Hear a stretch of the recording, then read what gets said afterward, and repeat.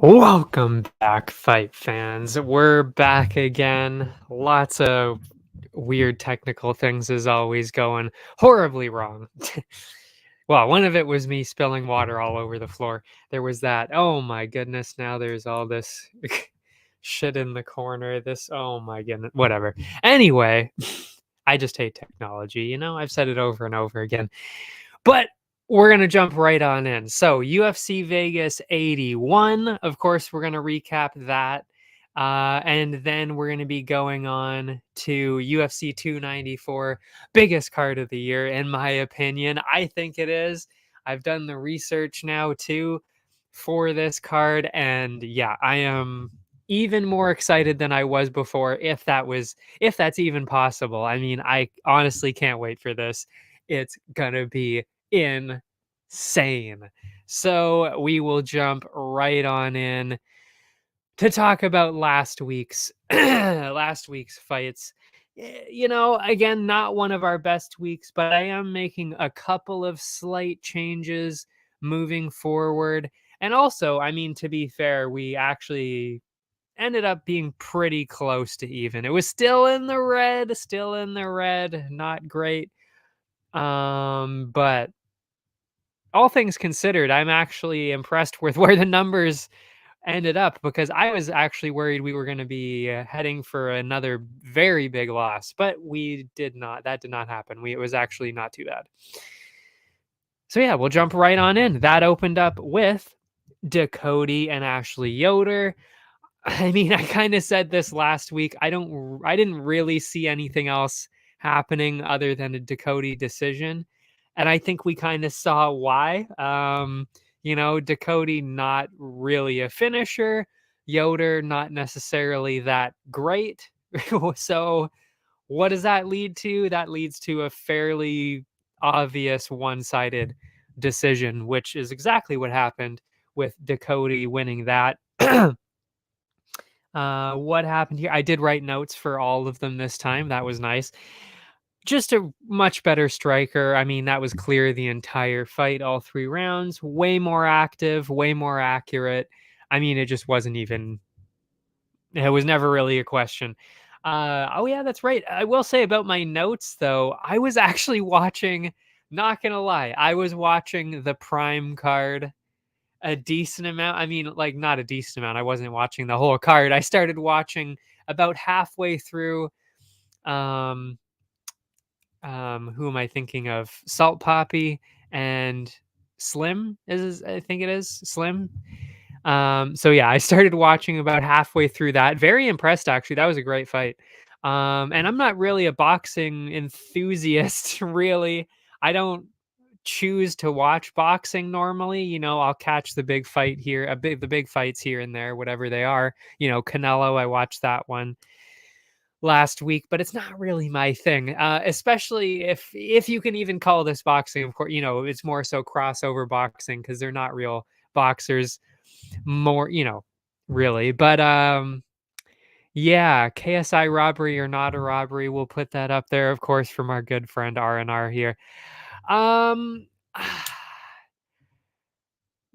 I kind of agree with what everybody's saying, in that, can you really call it a robbery on either side? I'm not quite sure. Especially, it's boxing. I mean, fuck, I say this every single time I watch boxing. Literally, and I'm not even joking, every single time I watch boxing, there is at least one decision, and it doesn't matter how many fights I'm watching. If it's if I'm just watching 2 fights, 3 fights, 5, there's always one where I'm like dumbfounded by like I would have thought it would have gone the other way. I wouldn't say I was completely dumbfounded by this one, but I will say I was kind of like that's a bit questionable, let's be real, cuz it wasn't even that Fury won. It was kind of like it was a unanimous decision, and it was convincing. Like, it wasn't even like well, actually, no, that's right. I think there was that's right. No, it was a majority draw. So there was one tie. That one made sense. But yeah, to say that he won convincingly enough in the other rounds, I don't really know. Especially to say, I think one of the judges had him basically winning every round except for one. I'm not sure if I would have said that, but I don't know. Again, it's boxing. It's their scoring is absolutely atrocious. Like I would even say like 60, 70% of the time. It really is like half of the time the scoring is like I don't know what these judges are looking at. So I don't know. It's hard to call anything a robbery with boxing, but yeah, I don't know. To be honest, I when I was scoring it, because I was obviously scoring it myself, I thought KSI won or that it was going to be a tie. I didn't really see. I didn't really get that Fury won, but again, I'm not a boxing analyst by any means, so I don't know. Maybe I was missing something, but I don't know. I thought KSI won too, but again, not really a robbery. It was close. I would have had it the draw. So I don't know. I will say, I mean, because again, the point deduction, like you're saying he did enough to win even with the point deduction. And could we have even taken another point away? Could we have done something about all the clinches? Who knows? I don't know. It was weird. But yeah. Yeah, the Dylan Dennis though, fuck. I mean, I wasn't really surprised at all with the main event. Truly, I wasn't. I actually had on Verdict, because I don't know if you noticed, because I think you got on Verdict now too. I can't remember if you did it or not, but they actually had the two main fights on Verdict there, so I got to make my picks, and I actually had what did I have? Now I can't remember. Fuck. Oh, that's right. I had Dylan Dennis by decision, and I had Tommy Fury by decision. So I really thought that that main event was going to be that close, because I thought, well, I don't think Tommy Fury is going to be able to. I don't think he's going to finish KSI, and I just think that the way that these boxing judges work out, I just feel like Tommy Fury is going to somehow win this, even though I think it's close. Which is funny enough, exactly what happened.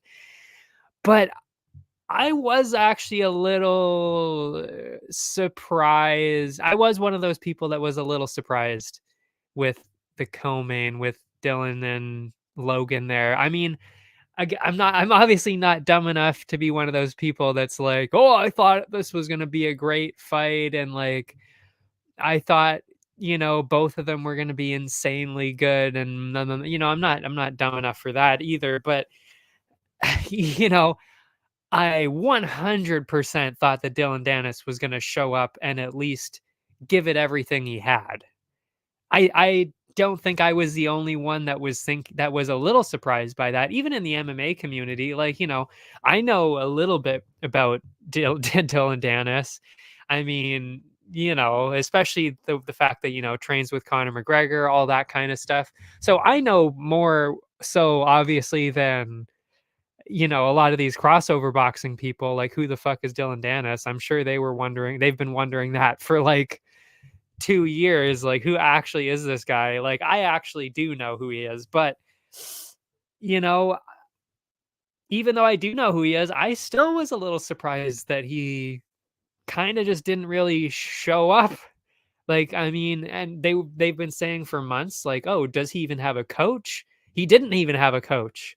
They've been saying that for months. Like, is he going to have a coach? Who's he being coached by? Who is he being trained by? Who, like, all these questions, and people just kind of assumed, oh, he's obviously going to be doing something. He's obviously training hard. He's obviously got some kind of a team here. And guess what? He fucking didn't. He didn't. What the fuck?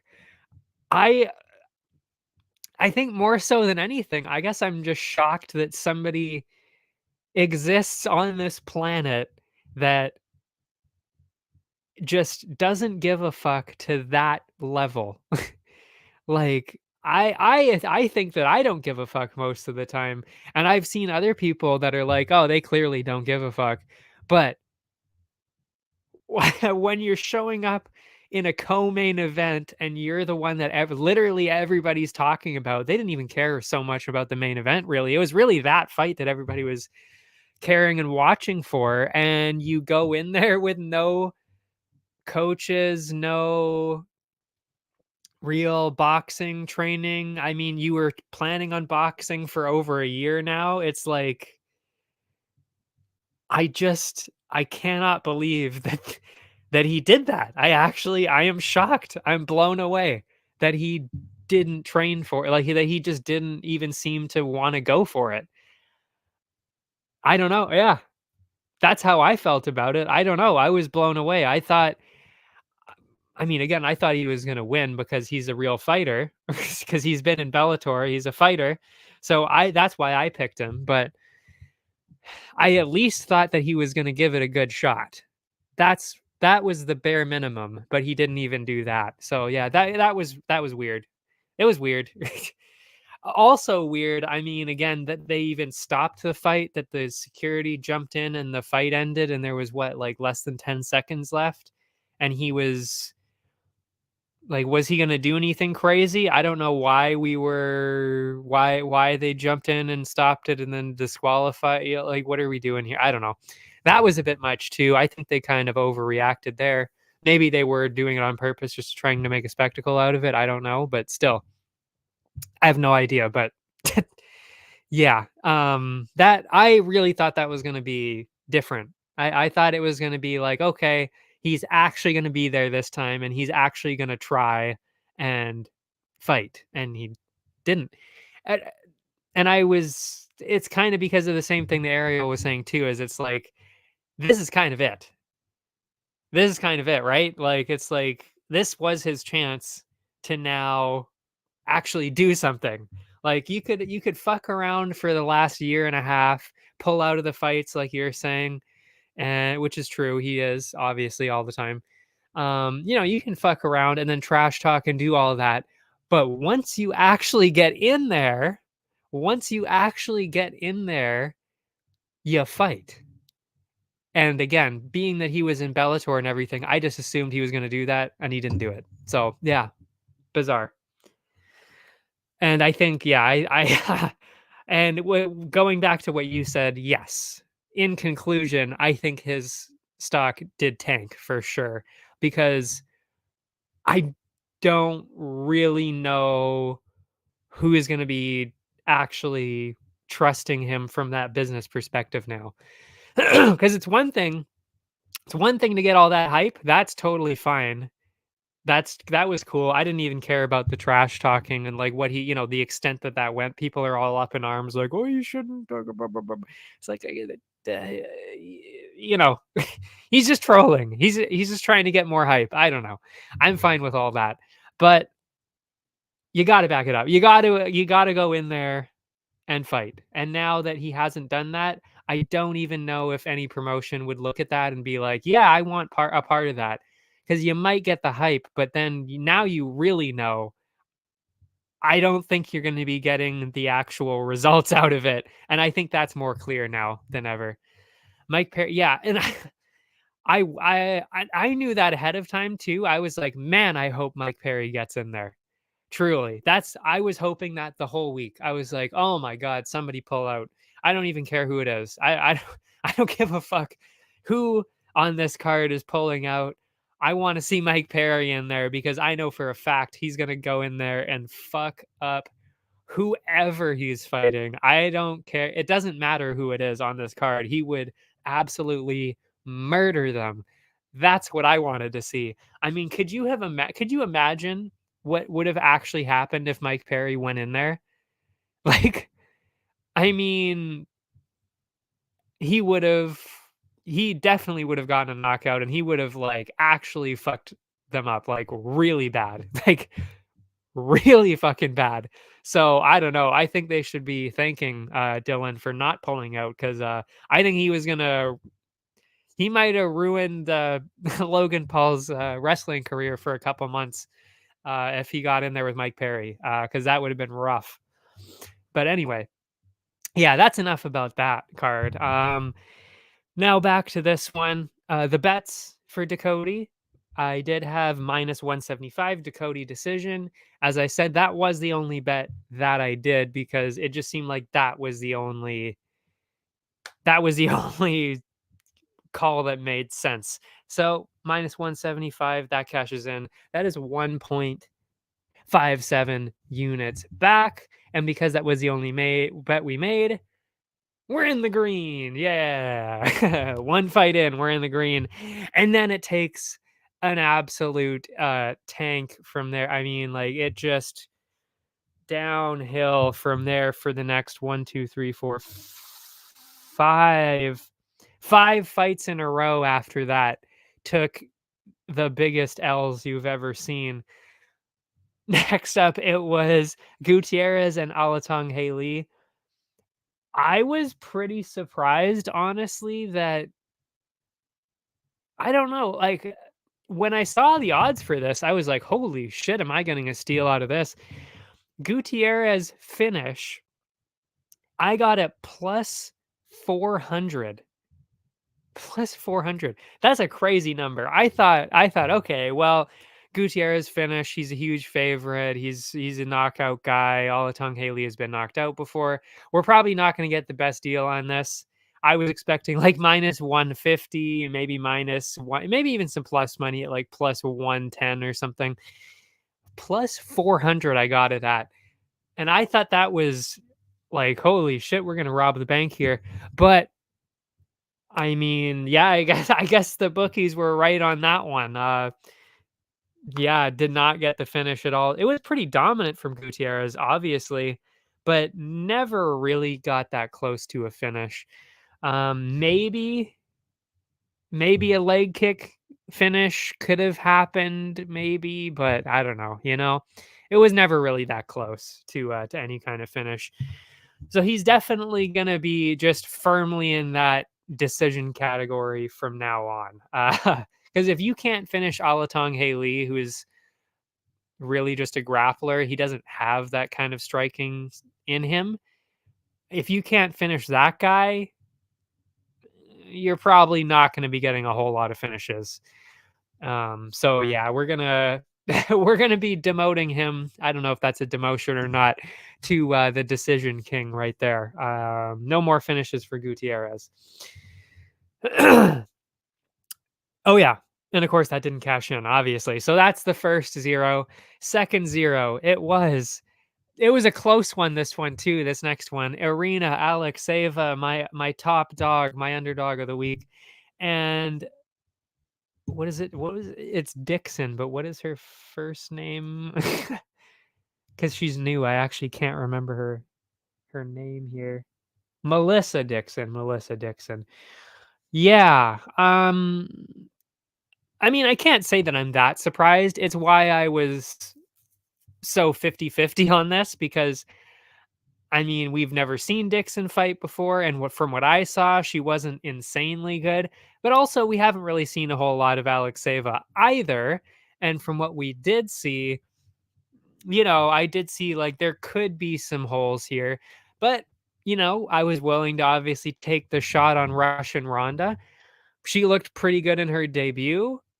And I gotta be honest, I thought she was doing really well in this fight, and she actually was doing pretty well. I could have been winning at some points too.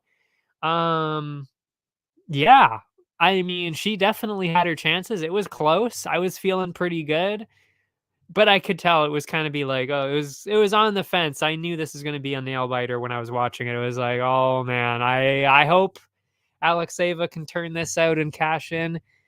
To be, by the way, we wouldn't have that. That is actually the first top dog that's lost on Instagram for us. So I was like, oh man, we're gonna get all of them right so far, all the underdogs right, but didn't really work out here. Dixon was a lot cleaner and crisper, so she had the precision, but Alexeva did get a knockdown in the first and the takedown. So I was like, oh shit, okay, well we won the first round. But then, like I said, I could tell it was like, I don't know how these second and third rounds are going to go, because you could already tell she was kind of slowing down a little bit. So it was kind of like, oh, is she going to be able to hang on to this decision and get the win? I don't know. She could not, sadly. Um, and actually, oh yeah, that's right. The weirdest part about that, no post on the top. Yeah, that's definitely maybe I didn't post. Yeah, we didn't have the actual graphic. Maybe that's why we lost. That's a good point. But yeah, the most surprising part about it though was that she was getting out grappled on the ground. Because when she kept getting taken down by Dixon, I was like, oh, this actually works well for us, because Alexeva is primarily a ground fighter. She's really good at it. She's bigger. She's strong. She's got the skill. I mean, I was like, oh man, she's playing right into our hands here. And then I don't know what was going. Maybe I think I must have just been the cardio, because the third round was very obvious that Alexeva had no cardio left. So maybe that was also what was happening a bit in the second round as well. But that was really the more surprising part, because I would have expected it if Alexeva couldn't have gotten the takedown anymore and then she got pieced up on the feet. I could have seen that. But yeah, a little bit more surprised that Dixon was able to do that on the ground to her. Yeah. So put money on Alexeva. That was plus 120. Obviously, that doesn't cash in. That was I believe that was that was a unanimous decision as well. So I mean, it was never up in the air, I don't think. And I put money on the under 1.5, because both of them had early finishes before, and we almost had it. I mean, Alexeva got the knockdown in the first round. I thought we almost had the finish there. I mean, we almost had that, but didn't cash that in either. So the under 1.5, which was at plus 200, by the way, we almost had a plus 200 right there, doesn't cash in. So that's another tragic loss. So at that point, we're like, what, 2.5 units down, 3 fights into the night. Not a good place to be, honestly. Oh no, I've been so busy and now I have COVID. So my UFC fandom has taken a pause. Yikes. Well, but if you have COVID and you're maybe you're at home, maybe you can watch more UFC. How about that? No. But anyway, yeah.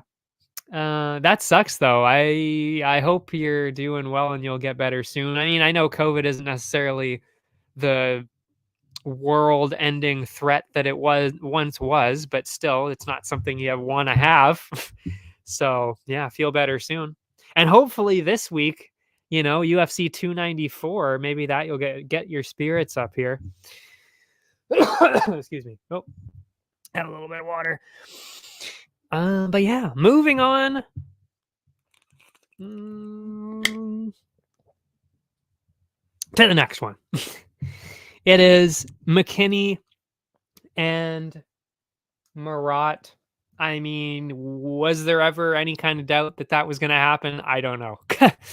I guess there was a little bit, because then the only bet that I made, because, well, actually, okay, I'll go back to what I said last week, which is what I was saying about McKinney wanting to go for a submission. As soon as I saw, what did I see? Or maybe I didn't see anything. I just thought about it more. I thought about it a lot more, and I was like, you know what? I don't think this is actually the opponent that he would do this against, because it was so short notice and he doesn't know a lot about the guy, and also the other guy was at 145. McKinney's pretty big. It was like, you know what? He's going to get the first round knockout, which is what I put on Tapology, because it was like, nah, he'll just go for the knockout again. I still think though that when he goes against somebody better caliber, that is when he will do the submission. So I will hang on to that prop bet for his next matchup and see how that goes. But yeah, I ended up going for the first round for KO for McKinney. And I bring that up not just because I also talked about it last week, but also because in terms of the bets, there were no prop bets whatsoever that looked good at all for this fight. I mean, there was like just straight up minuses across the board. It was like minus, 200 or more for a KO. It was ridiculous, honestly. So the only kind of thing that I grabbed onto was maybe this guy is going to come in and he's going to be a lot tougher than we think. Or maybe McKinney doesn't blitz in like he did before, and then we're going to go over 1.5. That was literally the only prop bet that I was even kind of thinking like, maybe there's a chance we could get a plus money thing with this. So I put it down. I put down the over 1.5 for plus 240, just took a stab at it. I mean, clearly that did not cash in. It was like, what was it, like 20? Oh, yeah, it was below 20 seconds because it's his third win in less than 20 seconds, which is fucking crazy. But yeah. What was I going to say? Yeah, but I was just kind of, like I said, taking a stab at it. We didn't know the other guy at all. Maybe McKinney comes out taking more cautious because he doesn't know the other guy. Didn't work out. That's that. No other bets for that one. But of course, actually, there were other bets for that one because, of course, he was our sniper pick. So that does make up for it, I guess. But I was kind of an idiot, I will say.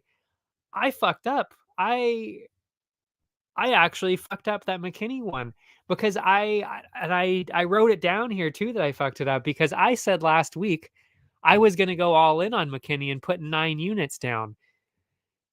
I guess I kind of chickened out when I was making the bets because then I realized after I was like, oh shit, like hold on a sec, I only put 5 units down. I should have put the full 9. What was I doing?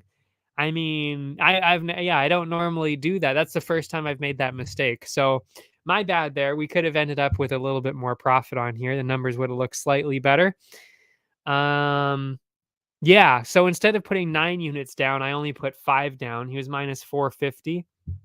So minus 450, 5 units, that equals out to 6.1, which is good. I mean, that's 1.6 units of profit. That's solid. But it should have been 2 units of profit because normally I would double up. I would do 2 times that bet, which would have been 9 units. So I don't know why I didn't do that, but yeah. Yeah. Sorry, I was just reading your comment there. Maybe UFC 294 will be the greatest card ever, like you said. Yes, it will be. Yes, it will be. I don't know where you are timing wise though, because you might have maybe you're East Coast, so maybe it's like 2 or 3 hours ahead of where I am. So I'm actually going to be watching it late. So I'm not watching any of it live because I wake up at like 12, between 12 and 1. So it's like when I start watching these fights, it's always about 1 o'clock. And I don't like skipping ahead in fights. So I'm not going to lie. I am not going to be on Twitter at all for this. I'm not going to be contributing at all. I'm not going to be looking at tweets. I'm not going to be doing anything like that. What are they even called now?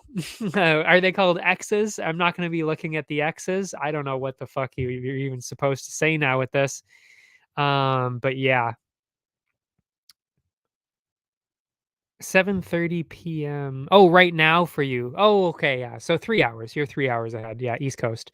Because we're West Coast, Vancouver. So that's not bad. That's not a bad timing for you. For me, it's horrendous. I mean, the main card starts, I think, at like what is it again? Like 10, what is it? 10:30, 11? Oh yeah, it would start at on the hour. So I think it was 11, wasn't it? Something like that. So I think it's for like for 2 for you right now, I think is like the main card. So yeah, I'm not going to be watching this live at all. But for me, it doesn't lose the effect. I don't know if that makes it worse for you or if you're going to be watching it live, but yeah. Day fights are fun though. So, I don't know. Saturday during the day for you should be fun.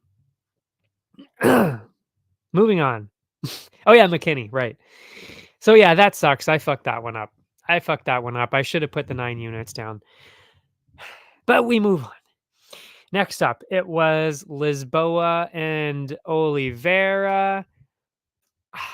Ah, I didn't really know what to expect in this one, and it's why I went with the underdog. I think I kind of said that last week too, that I wasn't really sure, and we hadn't really seen anything from either one of them, so it was kind of like I don't really know what's going to happen in this at all. So I just went with the underdog. I don't think it was ever really that crazy. Oh yeah, this actually now I'm remembering the exact timing of this. McKinney was on when they were doing the national anthem for for Logan Paul and Dylan Dennis. So obviously I didn't miss any of the McKinney fight because it was literally the national anthem started. McKinney got the knockout, and by the time they were still showing the replays of the fight, the national anthem was still on. That's how fast that went. But that meant that I wasn't paying close attention to the Lisboa Oliveira fight. All I kept seeing was that there was a lot of, I wouldn't even call it grappling. It's just like Lisboa was on top and just controlling the fight. So, I mean, it was not interesting at all. So it was kind of like, this is actually perfect timing. That was lucky. It really was. It was perfect timing. Because then it was like, oh, I don't even really care that I'm not watching this Lisboa Oliveira fight because they're not doing a whole lot. I could see it. It was on in front of me. But then on the laptop, it was like, Dylan Dennis and Logan Paul is like, okay, well, at least there's something entertaining in front of me. Yeah. So not much of a fight. I don't remember. I mean, obviously, again, I wasn't watching it too closely, but it never looked like it was ever in question or that Oliveira was getting a whole lot done. Kind of just looked like Lisboa won at least 2 other rounds with just ground control alone. So yeah, I mean, that did not look like I missed anything from there. Let's see if I wrote anything else. Yeah, close with the grappling at first. Then she kind of ran away with it. Lisboa looked good on the feet. Oh yeah, Oliveira did have some moments in the third, but seemed pretty obvious that she was losing. Again, not watching it super closely, but even then it still seemed pretty obvious. Which means obviously Oliveira dog does not cash in. Didn't make any other bets in that one because again, didn't necessarily know what was going to be happening either way because you could have seen a submission. You could have seen that. Could have seen a decision for Lisboa. Could have seen Oliveira come in there. Who knew? Who knows? So I just cut out the crazy bets on that one and just went for the underdog. But that didn't work out. So maybe I should have. Maybe I should have done Lisboa decision in addition to that. I don't know. Balance it out like that. I've got a couple of matchups this week that I might do that with, where I do the underdog and then balance it out with the favorite doing another kind of way of winning, and then they're both plus money. I was doing that before, and then I don't know why. I guess I stopped because I just assumed that it was losing us money. But honestly, as soon as I stopped doing that, I think our totals have kind of gone down. So I think that actually was working for us. So I do kind of want to go back to that, which is why I'm saying I'm going to be making changes for UFC 294. Not just that, not just, you know, doubling up like that, but also um tightening up those parlays, tightening them up. because we don't need 5. That's honestly losing us money every week now. The parlays, I noticed that because I obviously do look at my Excel sheet here, so I know the numbers, and we haven't made profit on the bottom half, so the parlays in quite a while because we just have too many. So I think that cutting some of those out will help us a lot. I hope. I'm assuming it will. I'm assuming it will. Yeah, because that's at least like 2 extra units every single week that we could probably cut out. Anyway, I don't even know why I brought that. Oh yeah, right, useless bets. Yeah, yeah. This next one though, I was actually very, very surprised by. Um, and it actually ruined the parlays for us as well on this one because if Brown goes in there and wins like we all kind of thought he was going to, actually I think we actually would have made money this week. We would have actually done really well. But well, not really well, but we would have broken even, I think. But what the fuck?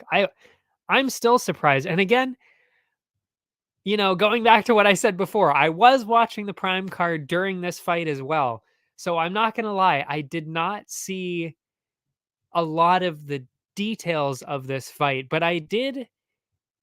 I don't know. I was just like, are you serious? Like, is this actually happening right now? Brown is actually like losing to Darren Elkins here. I'm still that was a surprising one to me. I'm still actually a little surprised. Maybe I should go back and watch that to see what really was happening there, but I don't know. Yeah.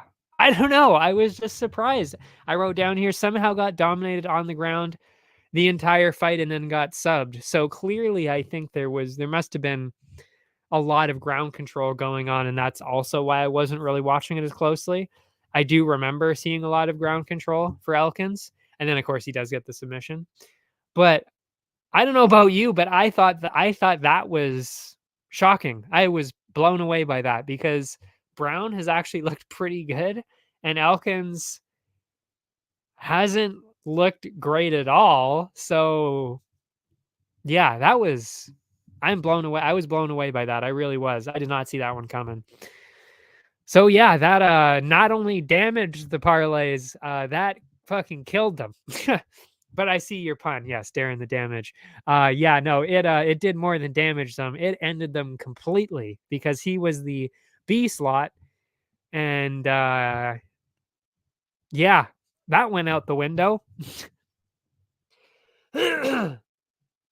Which, by the way, that actually, you know what? Now that I'll go back to why I'm switching the parlays as well, because it actually goes into this as well. Is that I actually still had a chance of getting the Grand Slam parlay even without Brown.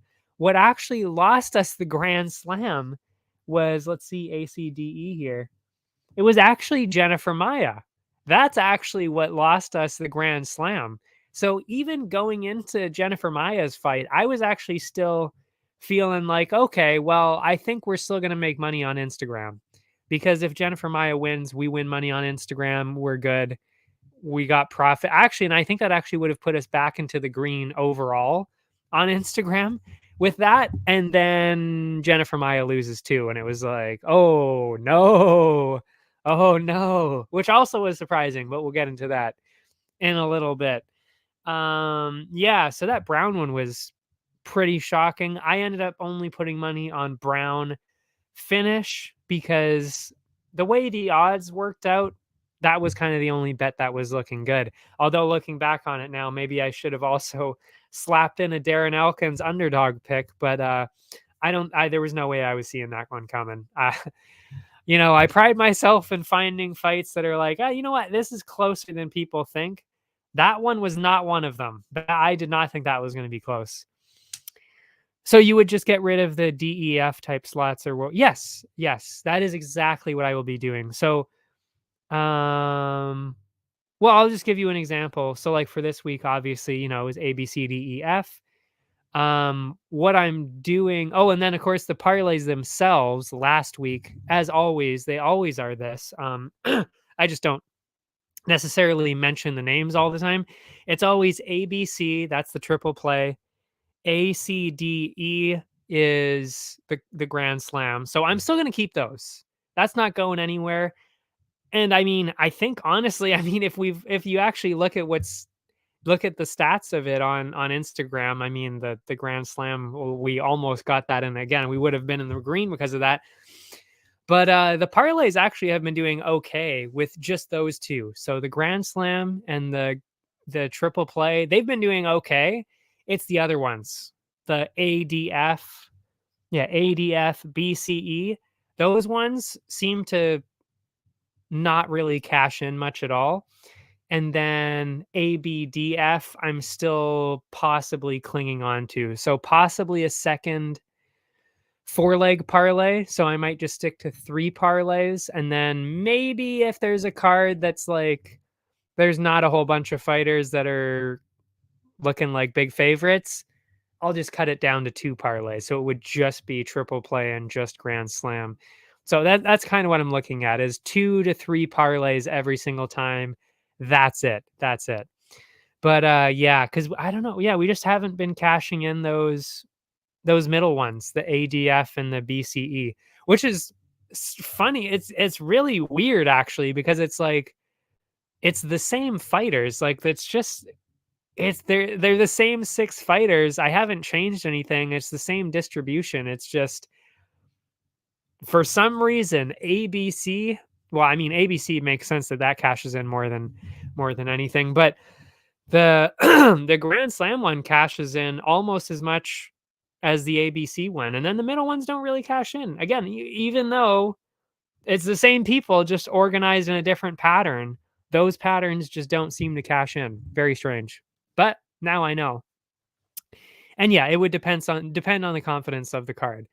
So like for this one, I think I am going to stick to 3 parlays because there's so many one-sided matchups on this card. So for UFC 294, I'm sticking with 3 parlays. After that, for Vegas cards, maybe even the Brazil. Actually, no, the Brazil card, let's be honest, there's a lot of one-sided ones on that one too. I don't know if you haven't got a chance to look at that card yet, but because that's the next card after this. Yeah, there's a lot of one-sided ones on there too. So I'll probably stick to 3 parlays for that. But the Vegas cards, no, I would probably stick to just 2. But yeah, so I think that change will help us get a bit more in the green. I'll balance it out more with picking the underdog, and then maybe another one. We're just testing things out again, remember? I mean, yeah, we're just testing things out here. I'm just trying different strategies, seeing what works, seeing what doesn't. Yeah. But yeah, moving on. Surprised by that Brown Elkins one. Really surprised by that. What I was not surprised by was the one after that, and that was Christian Rodriguez and Cameron Simon. Yeah, I don't know. I wasn't surprised by any of that at all. Again, I actually felt a little bad about this one, that I didn't get to watch this one as deeply, because this is when the main event was on, KSI, Tommy Fury. So again, I did obviously start to watch the the Vegas. Fuck.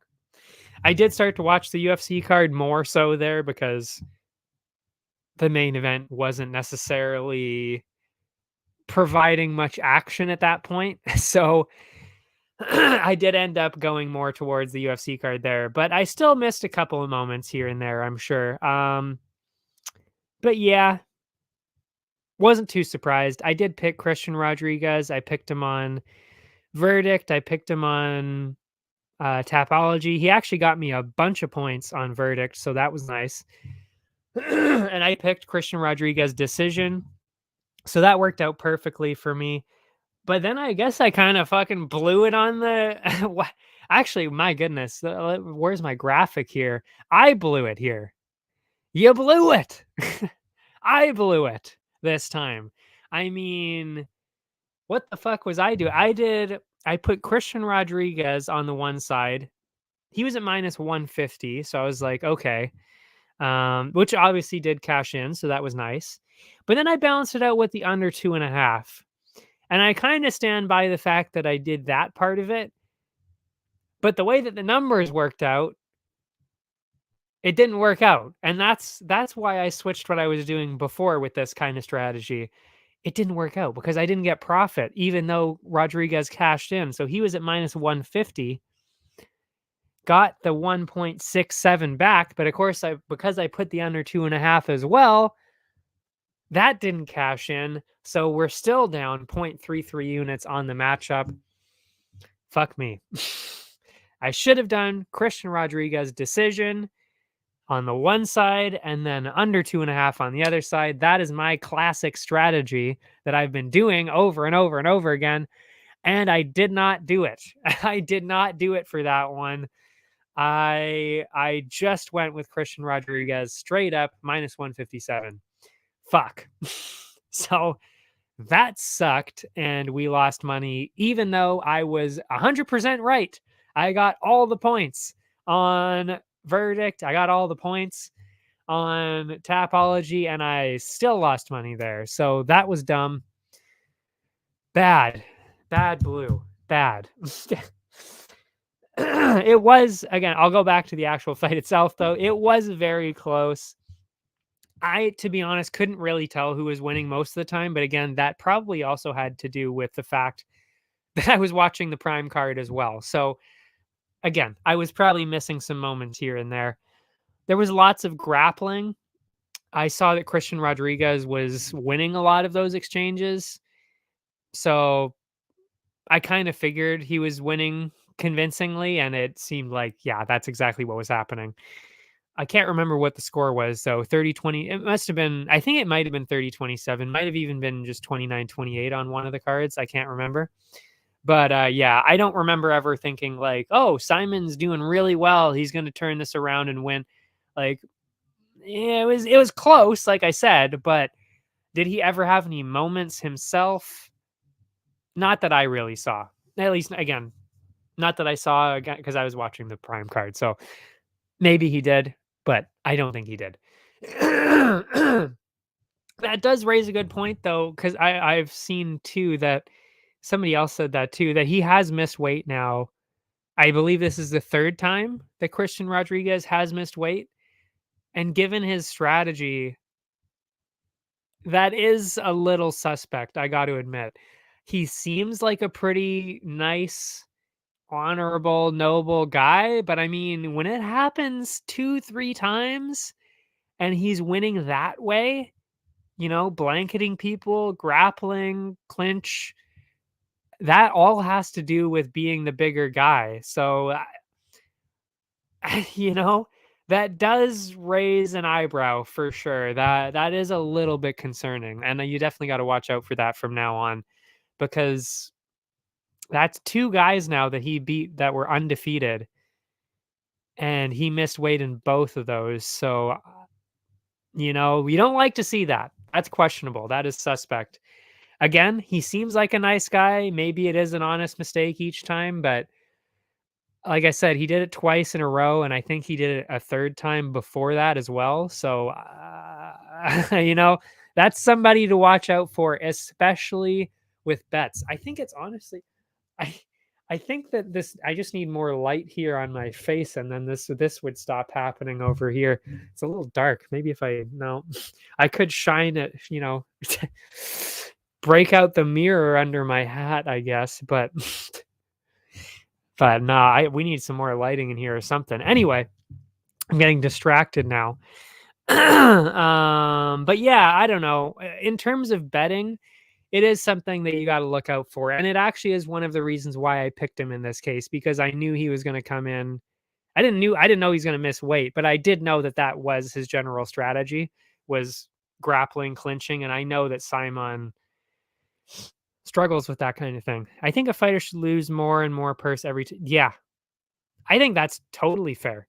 I actually don't even think that a lot of people, I don't even think that fighters would necessarily complain if the UFC, now I'm realizing that that's there too.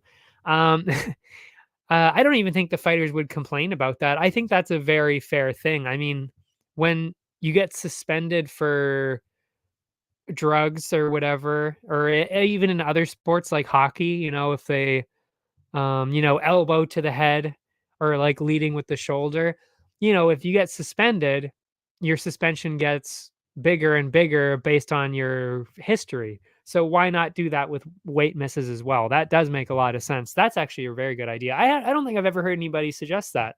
That's a good idea. You should tell somebody about that. No, that's actually, I'm surprised I've never heard anybody say that before. Everybody just always says, oh, it should just be 60% of your purse, 70%. And it's like, okay, that would probably stop a decent amount of people. But for the people that money doesn't matter anymore, it's not really going to work anymore. But if you say more, like you lose more and more of the purse, possibly pay-per-view points, if you're talking about, that kind of thing, then yeah, like Michel Pereira, come on. Like that Michel Pereira Wonder Boy one, that is somebody you could have thrown the book at him for sure. I mean, that's crazy talk that he did that kind of shit. And then, especially what he said on the MMA Hour too. It's like, oh, I was cutting 46 pounds to get down to welterweight. Like, what the fuck did you just say? 46 pounds? Are you out of your fucking mind? Like, how did he do that? And the fact that he thought he was going to be able to do that at altitude. And I think it no, it wasn't late notice, was it? I don't think so. But again, when you're at altitude like that too, it's even harder to lose weight like that. So it's like, that was just all around stupidity, especially since you would know that ahead of time. I just can't believe you get away with shit like that. And I mean, I'll admit, I watched the interview. I'm on his side. I really am. I actually was like, I was going into it like, man, I don't really like Michel Pereira anymore. But I watched the interview and I was like, you know what? Fuck that. I do like him. He's a funny guy. And he seems actually pretty genuine and nice too. So I actually don't really want to shit on him too much anymore, but definitely not cool what he did there. But thankfully, at least it seems like that is all behind Michel Pereira, and he's just going to stick to middleweight now. And funny enough, would you look at that? It's the next matchup that we're going to talk about. Michel Pereira, Andre Petroski. I should really be pressing this cough button. I do have a cough button on here, by the way. See?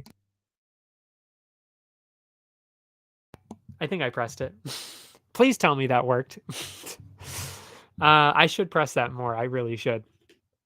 But yeah, next up, Pereira, Petroski, and oh yeah, this is one that I did have last week. I specifically said, you know what?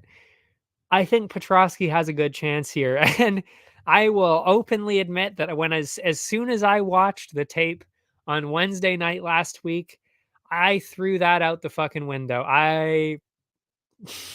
It did work. Oh, nice. Perfect. I don't think I've ever actually used it before. Even when I was streaming on Twitch, I don't think I ever really used it much. I think maybe I did a little bit, but not that much. Press before every time you lost points. Yeah. What was I going to say again? Oh yeah, Pereira.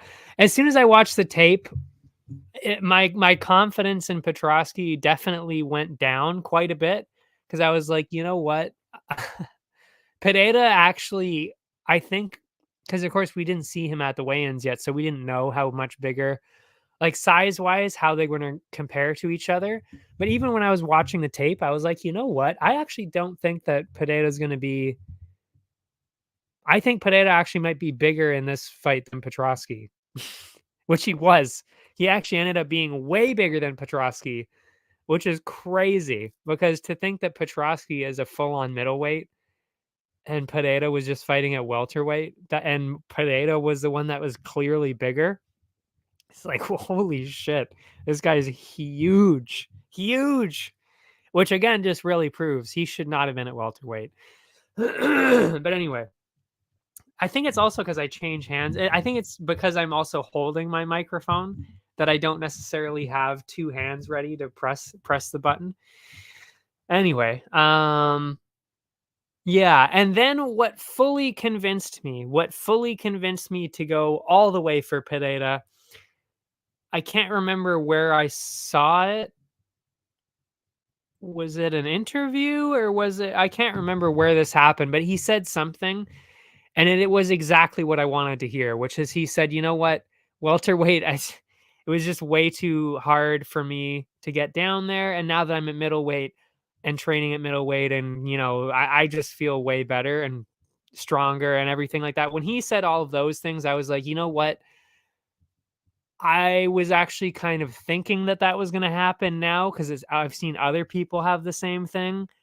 As soon as I heard him talk about that, I was like, you know what? You've convinced me. I'm putting down Pereira KO, which is, yeah. So I'm glad I did that. Yeah, I'm glad I did that, and I definitely went way more all in on Pereira. Went all the way away from Petrosky. That went out the window as soon as he said that, and I'm so glad that I switched because that he proved all that. He proved all that right. That he does look way better at middleweight, and he is definitely top 15 at middleweight. I could easily see him being top 10. I mean, middleweight is not one of those categories where it's like, holy shit, everybody's so good and it's so dense. I don't think of that when I think of middleweight. For middleweight, I just think, you know, it's entertaining. There's some good characters. They've got a lot of different styles, though, because I mean, Strickland is just a pure striker. Adesanya is a pure striker. Cannonier is mostly a pure striker. Vittori is more of a grappler. There aren't too many people that um that he would struggle with, really. I mean, because there's a lot of strikers. There's not a lot of grapplers, and Pereira doesn't really grapple. So he kind of fits in perfectly at middleweight. He really does. He's another dynamic striker that we're going to enjoy seeing. So I think he fits in perfectly, and I think he's got a great chance at this. Oh, yeah, exactly. That too. Middleweight versus welterweight skill difference is crazy. Yes, 100%. There is that as well. Welterweight, I mean, that's exactly why I know. I mean, like, we're obviously going to get to these predictions really quick about, half an hour from now, but Chimaev, I mean, I even said this before. I knew as soon as Chimaev gets the title shot, he's gonna be double champ, triple champ. Like, he can do whatever the fuck he wants to do because it's just his skill set. Middleweight, there is nobody at middleweight that is going to be dangerous for Chimaev. I truly don't think so, except for when Bo Nickel comes up. Like, listen, when Bo Nickel comes up, we can have a conversation about Chimaev getting dethroned because I know that that's where this is headed 6 months from now. UFC 300, I don't know how that's not going to be Chimaev Strickland at this point, unless it's McGregor Chandler. I think we're going to be setting that up. I really do. Yeah. So I mean, all he's got to do win it middleweight, and then I think he's good enough to win it. To beat Edwards because it's a good style matchup for him because he's got the grappling that would be an absolute fucking nightmare. Because Edwards is a good grappler, but he's not. I don't know if he can hang with the pace of Chimaev's grappling. There's one thing of being a good grappler. It is a completely different thing to defend somebody who is full on sprinting at you every second of the fight. Not a lot of people can hang with that, especially with grappling. So that's why that's exactly also why I just said with Bo Nickel that he actually is the one guy that I'm thinking, okay, you've got a decent chance at beating Chimaev eventually. But oh yeah, anyway, as we were saying though, yeah, welterweight. I mean, yeah, you got Edwards, Covington, Burns is good, Bilal's good. Uh, Shavkat, Wonder Boy is still pretty good. Yeah, I mean Yeah, it's pretty stacked. I think the idea of having a bunch of people that they don't have to pay-per-view points will make up 300. Yeah. Yeah. Well, I don't know actually. Originally I did think that too because of course, again, I think that I do still think I mean, again, we'll see what happens this week, but I still think as it stands, Chimaev Strickland would be the way to go with that because of that exact reason, because you've got Chimaev in the main event. Obviously, he's not going anywhere else.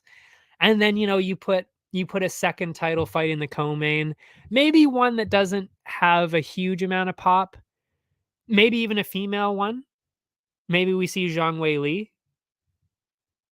I'd like that. Or maybe that is when they throw in Juliana Pena and somebody. Pennington, was it? Maybe. Maybe you throw that in the co-main because I'm not saying nobody cares, but it's like you have fucking Chimaev and Strickland in the main event. It's UFC 300. That's still a good title fight with Juliana Pena. Then below that, you get some good ones in there, like Bo Nickel obviously has to be on the card. I mean, come on. You're telling me Bo Nickel isn't going to be at UFC 300? That's fucking outrageous. He's obviously going to be there. So you got Bo Nickel. You probably throw Raul Rosas Jr. on there, maybe two, or maybe one or the other. Maybe you don't stack them on both the same card, maybe. Yeah. So it's going to be a lot of people like that. You know what actually is a good example? Look at what happened with UFC or International Fight Week this year. That is how they build a card like that because it's an International Fight Week card. It's the same thing as UFC 300 as a card. It's a celebration of the UFC and of fighting, and that's what they did there. They did put Bo Nickel on there. They put, I think was it Volkanovski who was headlining that, and was it John Jones headlining that? I can't remember who was headlining that, but that's kind of what they did with Fight Week. So they'll do the same thing with 300 probably. But yeah, and Ferguson, I think he's got a chance. I will put some underdog money on him for sure, on Ferguson. You got to roll with Ferguson on this one. But anyway, that's way ahead. We'll go back. We're almost done this card from last week, and then we'll move on to UFC 294. So we'll quickly finish this up. Moving on. It was Pereira Petrosky. So the bets for that. I went with, it was kind of an Australian-based card, which was a little bit weird, which they talked about after. Why did they do that when they were going to Australia 2 months later? Then they fucked up their entire Australia card. That was not smart. But yeah. But anyway. Yeah, so yeah, it was Volkanovski in the main event for sure. What was I going to say?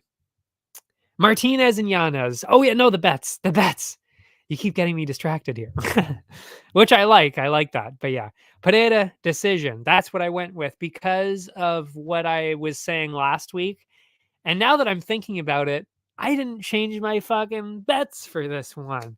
I kind of just kept what I had, which was Pereira decision and under 1.5, which I guess actually worked out. So I don't even know why I'm freaking out there. That actually did work out perfectly. I got money out of that.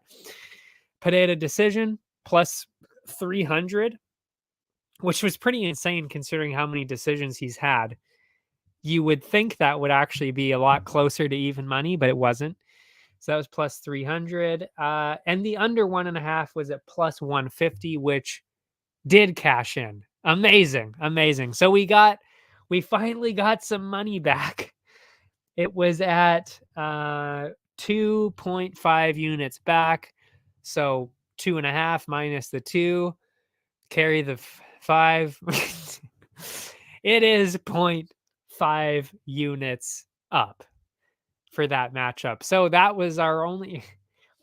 It's sad, but it's true. That was only the second fight of the night that I made a profit on. That's how bad we were doing. And that is 1, 2, 3, 4, 5, 6, 7, the 8th fight into the card.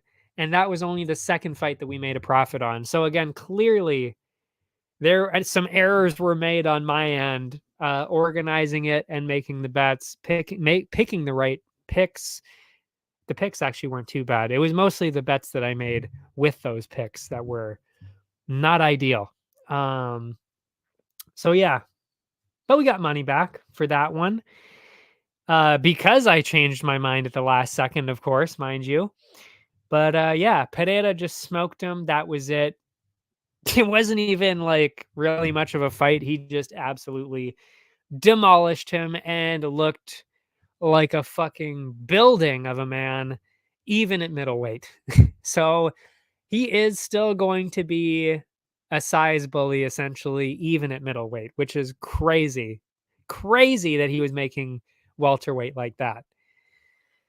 But yeah, co-main event. No, it wasn't.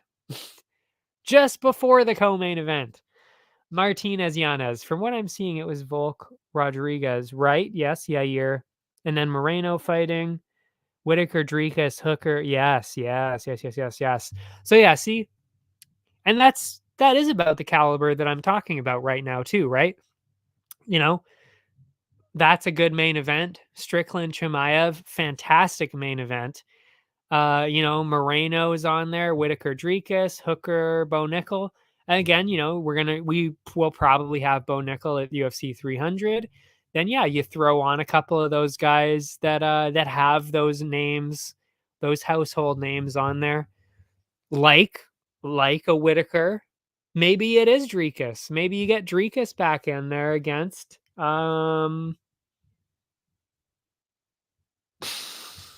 somebody. I don't know. I actually don't know. Cannoneer? I don't know. That whole division is kind of up in the air now because they fought each other so much now that it's like, who are we throwing into these fights now? What are we doing here? I don't even know what to do anymore with these matchups, especially now that Izzy's kind of taking a break, right? What do we do? But yeah, I'm thinking that's what they're going to be doing. Martinez, Yanez. I went with Martinez. I'm not saying I haven't been impressed by Adrian Yanez. I just don't think that he's that caliber. And I think that Martinez is. That's the difference. Yeah. I don't know. I don't want to shit on Adrian Yanez. He looked okay. It's just, I just don't think that he is as good as people were thinking that he was. And I think that we kind of saw that here, that he really just isn't top 10 kind of level. And maybe Martinez is. So I went with Martinez all day on that. I went Martinez decision, I believe, for that, which didn't cash in. Not the Martinez, the decision part of that did not cash in. Martinez did cash in. But this is where actually that it kind of did pay off that I did do straight up bets here, because I did straight up Martinez minus 118. So that cashes in. And that was 1.85. But I guess now that I'm saying that out loud, it didn't work out, because then I did the over 2.5 at plus 105. That did not cash in, which means we still lost money on the matchup, even though once again I was right that Martinez won. We're losing money. We're losing money even when we win here. That means we're doing something wrong, We're doing something wrong here if we're losing money even when I get it right. But yeah, in terms of the fight, disgusting leg kicks the entire fight. Good Lord. I mean, when you see leg kicks like that, you're like, oh shit. Like those are what leg kicks are supposed to be like. Devastating. I mean, when you think about it, really, it actually is kind of insane how there aren't more people that are really taking that strategy and running with it. We kind of saw really the two people that run with it the most being, well, there are a couple others too, but Martinez is one of them. And then Gutierrez Gutierrez is the other guy that does that with all the leg kicks. You'd think you'd see more of it, because I mean, you see what happens. You see what happens when somebody can do that. Jack Jenkins does that a lot. Even Blachowicz actually kind of does that a lot with his leg kicks. I was watching for the Ankalaev Walker fight last night. I was watching, Ankalaev and Blachowicz, and man, the leg kicks for Blachowicz there. I mean, he should have won that fight based on leg kicks alone. So I'm a little surprised people don't really throw that out there more. But anyway, that's what happened there. That cashes in. Martinez cashes in, but we still lose money. Yeah. Leg kicks that will shake anyone's knees. Like, yeah. I mean, could you imagine if Chimaev goes out there and blasts a leg kick? Or, I can't see him doing that. But what I could see doing, because he's an absolute fucking animal, I could see he is the kind of guy that would run in there and just go right to the knee of Usman, the oblique leg kick there. Just absolutely fucking destroy Usman's career from there. He wouldn't do it, I don't think, but somebody like John Jones would do that. Somebody with just an absolute animal, like does not give a fuck about anybody. Yeah. I could see somebody like that doing that.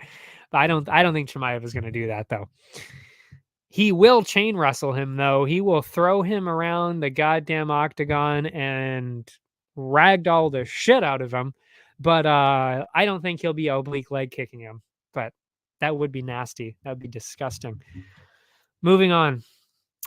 Jennifer Maia and Araujo. This is where all the parlays were officially dead in the water, and that was because of Araujo winning that. I'm not going to lie. I was surprised by that. I really was.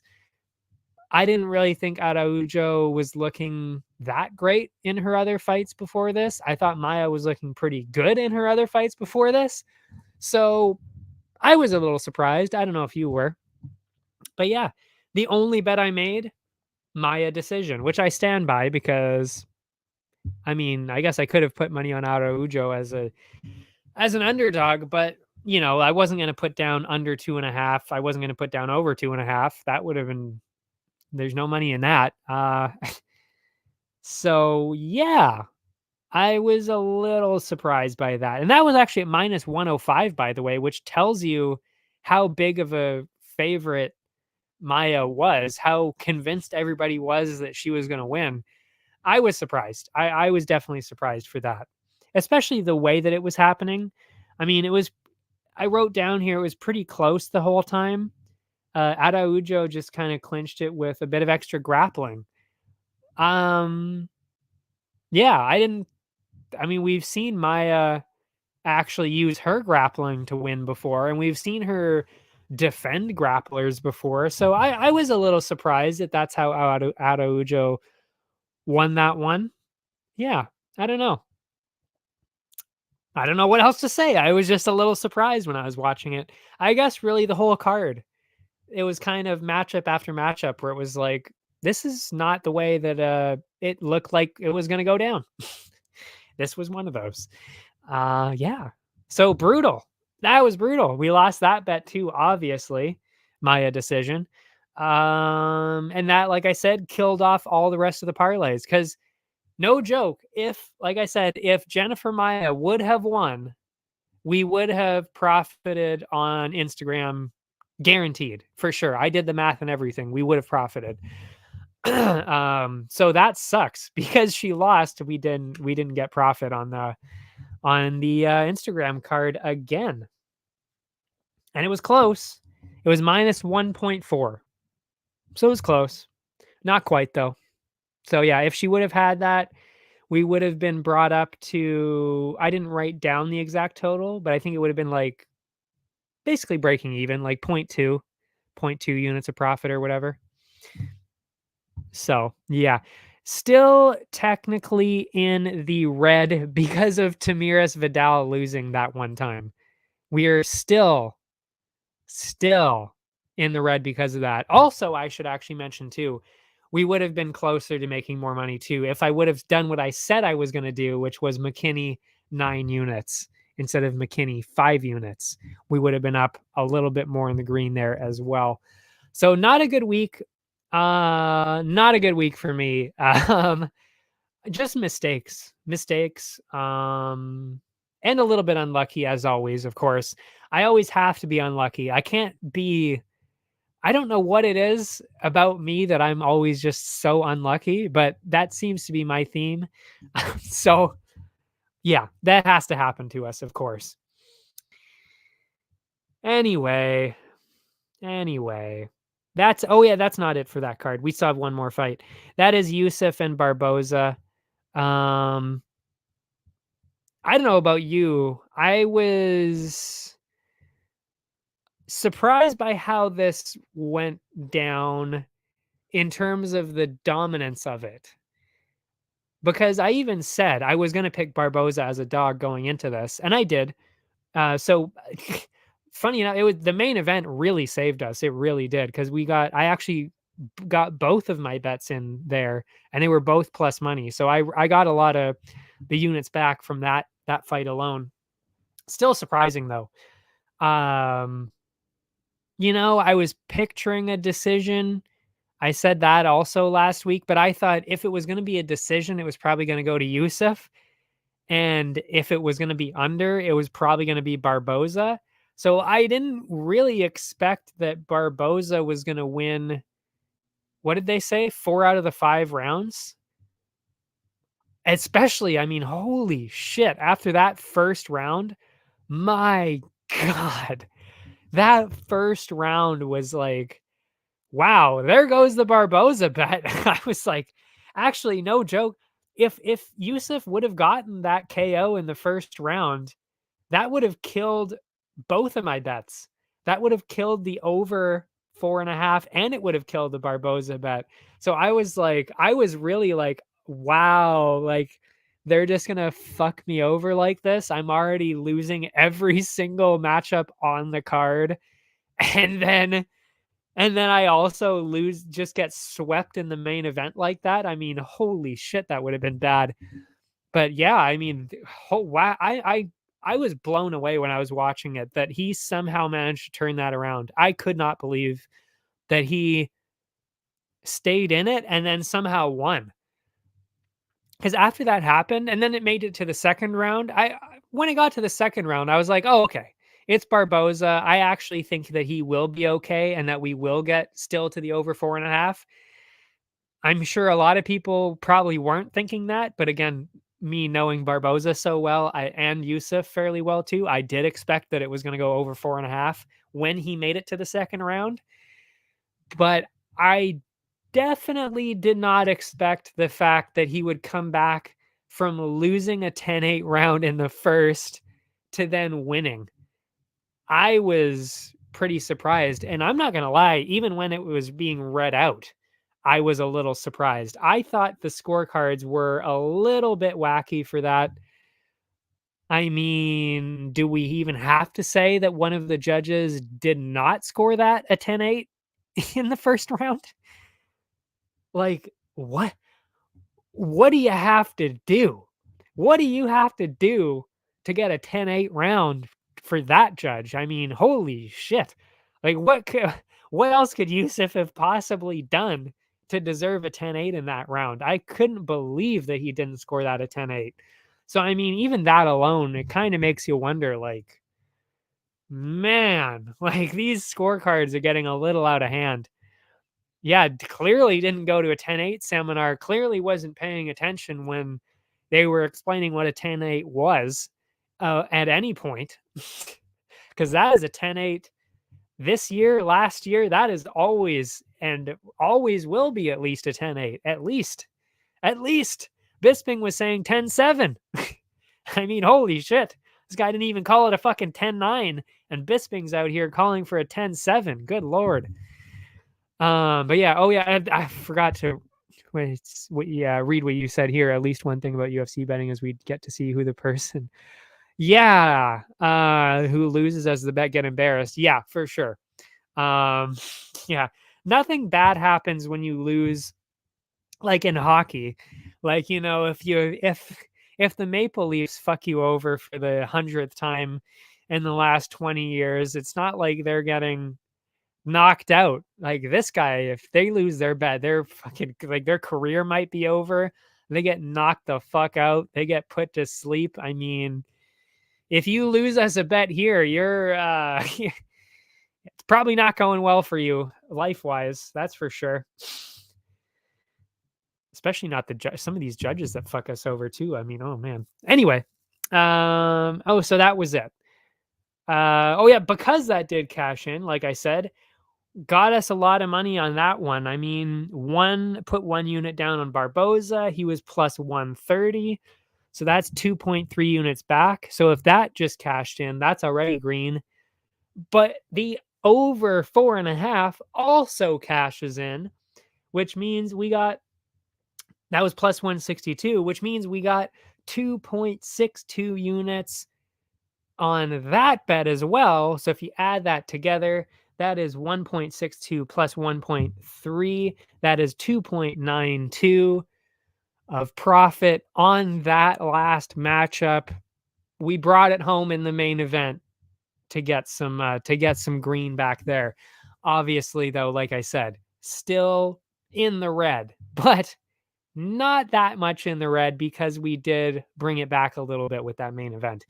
Overall, it was minus 3.01 on the top half. Those are the single bets, the prop bets. And again, considering the fact that I lost money in, you know what? I'm actually curious of how many matchups I lost money in here, and still only got minus 3. So 1, 2, 3, 4, 5, 6. Wait, hold on. 1, 2, 3, 4, 5, 6, 7, 8, 9, 10, 11. So there were 11 fights total, and I made a profit on 1, 2, 3. And then I guess McKinney, you could count McKinney, I guess. So 4 out of 11. I only made a profit on 4 out of the 11 fights, and I still only got minus 3. I mean, it's not that bad. Could have been a lot worse. Could have been a lot worse. Could have been a lot better too, though. But yeah, when you see numbers like that, it's like, you know what? That's not even that bad, considering I, again, only won money on 4 out of the 11 matchups this week. And then you go to the parlays, obviously lost all of those because 3 people lost. And it was the worst 3 possible. Actually, yeah, if we would have had any one of those 3 win, we actually would have gotten money. No joke. Except for maybe Yusuf. He was kind of irrelevant at that point. But ABC, I mean, Brown, he was the one that lost us that one. And Maya was the one that lost us the Grand Slam. So if either one of those wins, we're getting a little bit more money there too. But anyway, yeah, fucking hell. And it is crazy. It really is, because, like, that's why I want to point out those stats like that, because mathematically, when you tell somebody, I only got 1, 2, 3, 4. How many bets did I actually make? 1, 2, 3, 4, 5, 6, 7. So I only cashed in 7 bets out of 1, 2, 3, 4. I mean, I'm not gonna do all the counting here, but it looks like it's got to be at least 20, because if there's 11 fights, 5 of them had a second one. That's 16, 17 with the sniper, 22. So I made 22 bets. I only cashed in 7. A couple of those were minus money too. And I still didn't miss breaking even by that much. So when you think of it that way, mathematically, like, it is pretty crazy how these stats can work out.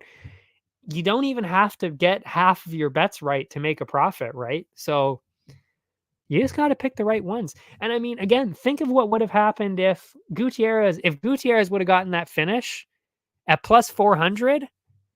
That would have meant that I would have made profit on the top half.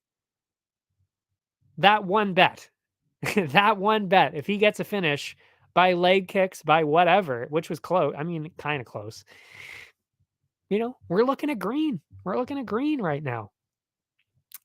It can happen. It can happen. It is crazy out here. But yeah, that is it.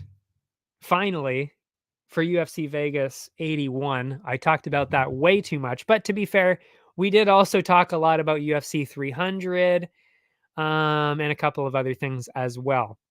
But yeah, one bet changes everything. It really does. It really does. And it's why I've tried to it's why I like that kind of strategy. I think that it should work. It's just that I maybe need to get a little bit luckier. I think that's kind of the one thing that's missing. I don't have the luck. I need one bet. Just give me one. Just give me one. Come on. This is crazy. Just give me one bet. I mean, fuck. Cuz like, I'm cutting out the bets that are like meh, but I'm keeping the bets that are like plus 300 that really do have a chance of cashing in, like that Gutierrez finish. I'm keeping them in there. They're like, it seems like they're seconds away from cashing in, and then it doesn't cash in. And it happens every single time. I'm always like, oh, we're gonna get it. We're gonna get it. Oh, and it's gone. Oh, we're gonna get it. Oh my god. Oh, it's a split decision, and we lost. Oh my god. It's shit like that constantly. It's like, oh my god. Oh, we're gonna get it. Oh, the judges fucked me over again. Oh my god. She snapped her arm in half. Like, it's like, what the fuck? Every single time. Just, we need to catch a break. Maybe this will be our card. This is my card. I've been hyping up the card so much. The universe wants me to win with UFC 294. So we'll jump on right on in with UFC 294. And I think I actually do have some pretty good input on a lot of these. I really do, because I think the betting lines, let's be real, are getting a little bit out of hand here. They really are. And that actually starts with this first fight, which, by the way, was on the main card. It was on the main card, and they dragged this down to the first prelim. I think it was on the main card anyway, because I distinctly remember looking at this on verdict. So it must have been on the main card at some point. Anyway, we're talking about Bruno Silva and one of my favorite new fighters, at least based on the way that he looks, Shara Magomedov. They call him Shara Bullet. Shara Bullet. Amazing. I love it. It's seeing a Russian broadcast or even a Polish one, and then, you don't understand anything because it's just like, them speaking Polish or Russian. But then they throw in the Shara Bullet, something like that. Throw that in there. Oh, man. I fucking love that. I hope they run with that nickname in the UFC and they call him that consistently, because that's a pretty cool name, especially when you have only one eye. That is pretty badass. And that is why I think he's also pretty cool, because if you're undefeated from Makhachkala, or at least from Dagestan, at least, you got this crazy kickboxing style. You've got ginger hair, so like he looks like a Magomedov kind of guy, but he's got ginger hair. So it's like it makes him look even scarier and even crazier. And then he's got the one eye. He's got the white eye on one side because it's not a real eye. I think it might actually be a glass eye. Either that or it's a dead eye. I'm not really sure how it worked out. Haven't looked, haven't Googled it, but I know that it's a non-functional eye. Yeah, I mean, this guy is an absolute fucking maniac. I cannot wait for this. I can't wait. He's so good on the feet too. He is so, so good. And why did they move him down? I will tell you exactly why, because I know what the UFC has been doing. I don't think a lot of people have been necessarily paying attention to what they've been doing with the scheduling, because people have just been like, why do they keep moving all these fights around? They're all in weird spots. When you actually look closely at the entire schedule of the card, you can very clearly see what they're doing. The first fight now is always one that they think is going to be exciting, which is why they have Shara Bullet against Bruno Silva, because they know that that's going to be a stand-up fight. They know it's going to be exciting, so they move that in the prelim, the first prelim. Everybody wants to see it. You put that first, then you put a couple of meh fights, which in this case, Frey Dudakova, Wood Naimov. I mean, Wood Naimov is a fantastic fight. But again, when you're comparing them to the other ones on the card, you see my point here. And then, then it starts to ramp up, because you got Jubilee in there. They want to throw him in there in between. Okay, well, I'll explain this a little bit better. So you got the first fight, amazing. Second fight, meh. Third fight, good. Fourth fight, meh, but could be good because you got Jubilee in there. Next up, then you got the meh again. You got Duma, Azaitar. And then you see what they're doing. They're trying to build the card, build the excitement. Then you got Basharat Henry. That's going to be exciting. Then you got fucking Trevor Peak. I can't wait for Peak. Got Peak in there. Then you got Mokayev and Elliott. Then, you're still going up. Saeed Ghafarov. You're on the main card. Aliskerov, Alves. Main card. Yeah, so that's what they're doing. They bring it in big with the first fight, so you're there and you're watching it, especially in the arena. Especially, this makes a huge difference, because if you bought a ticket and you hear, oh shit, this one-eyed undefeated guy is in the first fight, you kind of want to show up. Maybe it doesn't necessarily work as well with broadcasts, but in person it definitely works more. The people start to show up a little bit more earlier. And then you got the fights that are like, and then they build it up again, build the excitement up until you crescendo at the main card. And there you go. That's what they do. But people haven't necessarily been noticing that. They've just been kind of like, why is Tatsuro Taira the first fight? Why is, why are they in the first prelim of the night? They should be, the last prelim. They should be the second last prelim or something like that. That's why they're doing that. They're just trying to get people to come and watch the entire card start to finish. They don't want you to miss any of these fights. And as somebody who, loves watching all of the fights, I respect that. And I like that they do that, because maybe more people will start to actually tune in earlier and watch those fights. So I actually really enjoy that they do that, because people then start to realize, oh, I need to show up. I need to start watching this earlier in the night. So it's smart from that perspective, but does it work every single time? Maybe not. It can backfire, of course. And this is one of those situations where it could backfire, because unless you're from the Middle East or from Eastern Europe, you probably don't even know who Shara Bullet is. You're just like, oh, okay, Dagestani guy fighting Bruno Silva. Okay. But they know. People in Dubai, Middle East, Eastern Europe, they would know who this guy is, because he is on their regional promotion, so they would have an idea. Anyway, yeah, that's why they're doing it.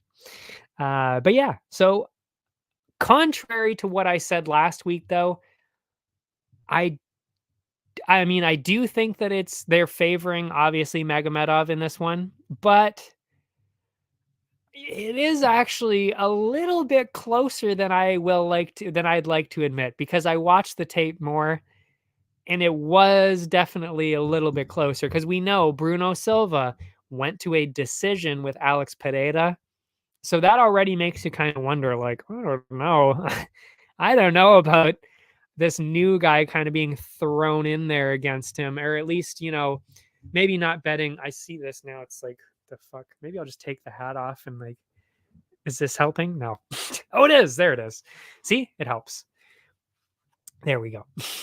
I will probably eventually not wear hats anymore. It's just that with this shirt, it doesn't make me look that good. So I'll probably stop wearing the hat pretty soon, to be honest. Anyway, that's way off topic. Can you tell I'm starting to get hungry again? This is where I start to go on random tangents. What was I saying? Oh yeah, it is closer than it looks on paper, the Bruno Silva Magomedov fight, because Magomedov doesn't have necessarily that one-shot power Like, yes, he has finished a lot of fights. No, the sunglasses are my brand. I will stand. I I stand sunglasses till the end of time. Same with the beard. Never gonna get rid of the beard. Never gonna get rid of the sunglasses. But the hat, I will admit, I can get rid of the hat at any point. Any point, I don't give a fuck about the hat.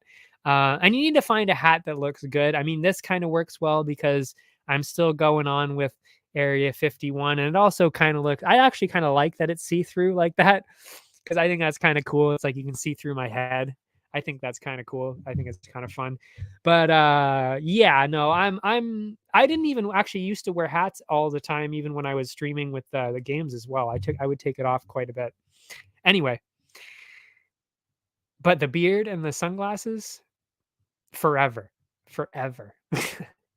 Anyway, um, yeah, he doesn't have that one shot power, but I will say I did go back to my original thought, which is first round KO for Magomedov, only because his pressure is ridiculous and Bruno Silva got hit. He got pieced up quite a bit.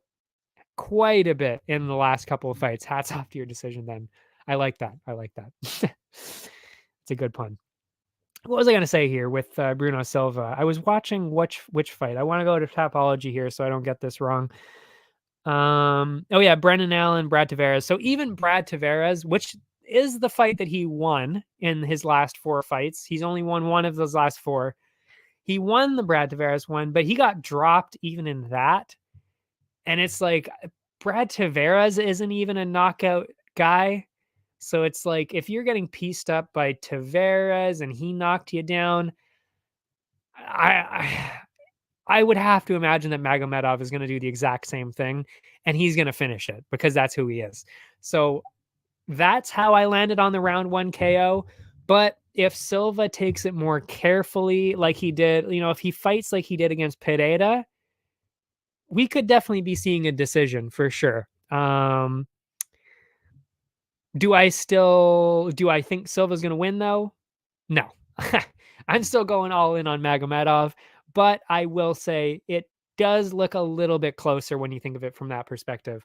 Maybe I will just take it off because it's just like this. It constantly fucking up the background is kind of bugging me a bit. What was I going to say? Oh, wow. It's nice and cool up here now. My head isn't on fire. I like it. We're gonna keep this. Hats off for the rest of the. I hit something with that. Hats off for the rest of the show. And I did think that Silva had a chance if it goes later in the fight, like to a decision. Silva might have a chance because he's been around the block a little bit longer, in the UFC and everything like that. I could definitely see that. But oh man, it's still making it. Damn. Yeah. I still think Magomedov probably has the edge in the decision as well, just because he's a lot younger. He does have cardio. So I don't know. I think Magomedov has this anyway, but I'm not going to be putting him up way on the, way on my list.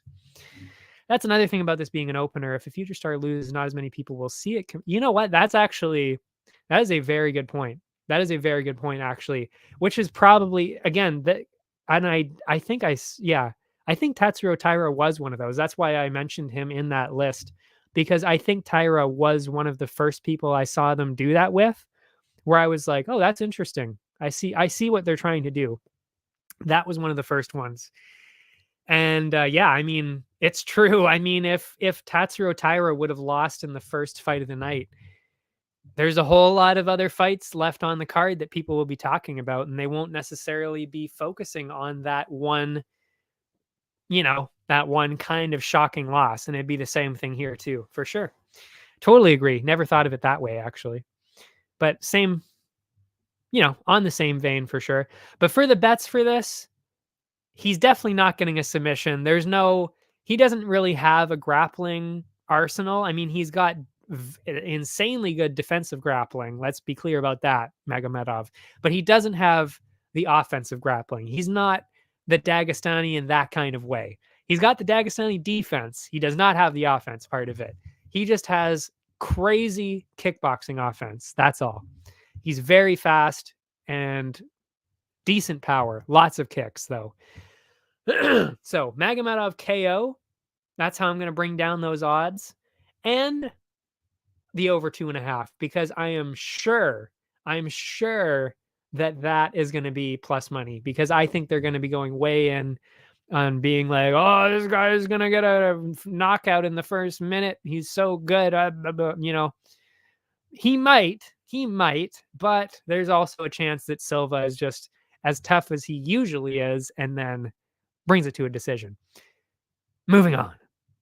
It is Jin Yu Fry, Victoria Dudakova, and this one is not close at all. I mean, Dudakova all day, all night on this one. There's no way. Random thought, but get the fuck out of my head. Are you reading my mind? I'm not even joking right now. That is actually exactly the look that I was going to be going for. I don't know. I'm not actually exactly sure who Max Payne is. I've heard the name before, but dead ass, like 1000%, I was going to be going for a tropical shirt because I just like that kind of loose fitting style now, especially since I got, we'll get into a different time as to why.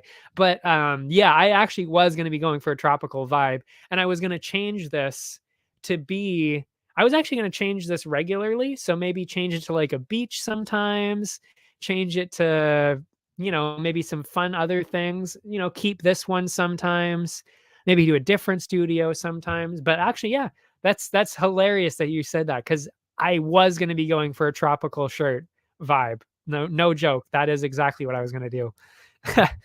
And I was wearing tropical shirts for some of my streams at my other place, and I was wearing them a lot on I thought it was a game. I was wearing it because I was playing Super Mario Sunshine on stream, and because of course that's a tropical game. It's set on a tropical island. It's a whole beach game kind of thing. I wore a tropical shirt each time, so I really liked it. I thought I actually looked pretty good in it too. It actually fits me really well. So to be honest, that's exactly what I'm going to be going for. And I will also be putting that in the game too. No joke. I will be wearing a lot of tropical shirts in the game that I'm making as well. I will be featured in it, of course. I mean, why would I not be? It is an MMA game. Of course I'm going to be in it. But yeah, so I will be wearing a lot of tropical shirts and sunglasses there too. Probably not a lot of hats, which is also why I'm going to be switching away, because I don't think I'm going to be putting too many hats in my game. So it kind of makes sense. I look more like a fighter like this as well. Makes sense. I would not wear the hat, but we'll see. I'm glad we're talking about this, because then it gives me a chance to get these ideas out there that I know I have, but I don't tell anybody because I don't have anybody to talk to about it. Yeah, that would be funny. Just like a Max Payne tropical shirt. Oh, I could try and get the same shirt that he wears. That'd be fun. I'm going to type that in just so I don't forget. Max Payne.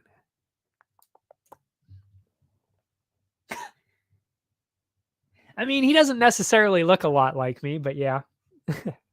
At least in the pictures that I'm seeing.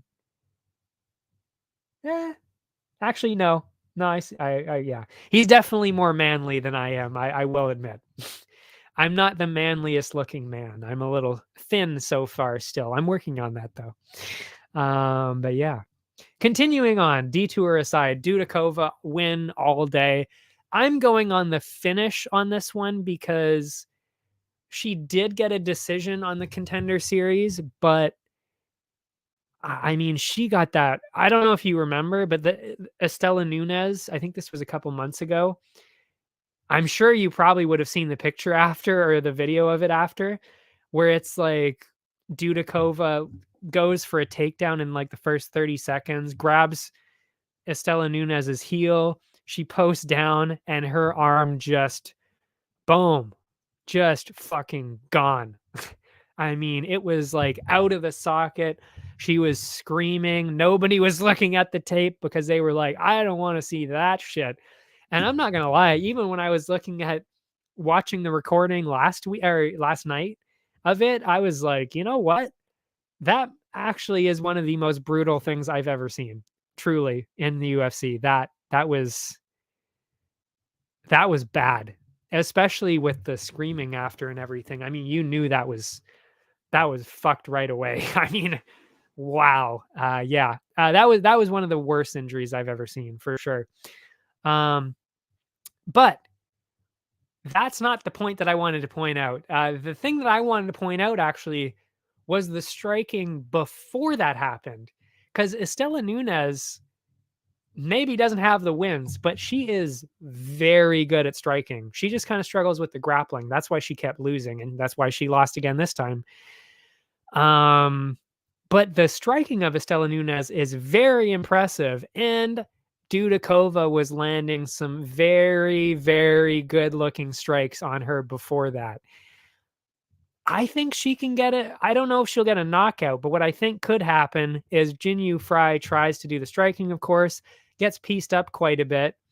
Dudakova goes on the ground. She gets ground and pound finish, or she gets another submission win, because she is very dangerous on the ground, and we haven't seen Jinyu Fry be that great on the ground. So I could really easily see Dudakova get a finish on this one. So that's how I'll bring down the odds there. And then maybe I'll balance it out with the over 2.5. I'm not sure. It depends the way the odds work out on this one. We shall see. Because again, well, actually, no. Maybe UFC 294, the odds will be up because it's a big card. Maybe they'll have the odds up early this time. Let's see, actually. We might have the odds. Oh my God, we do. So we'll quickly go back to the Magomedov one because it's still here. Because it's here now, I mean. Magomedov. Oh, perfect. Oh, Shara Magomedov plus 100 for the KO. We got it. I mean, lock that in. Plus 100. Love that. And then we'll balance that out with the over, I think, right? Or maybe, no.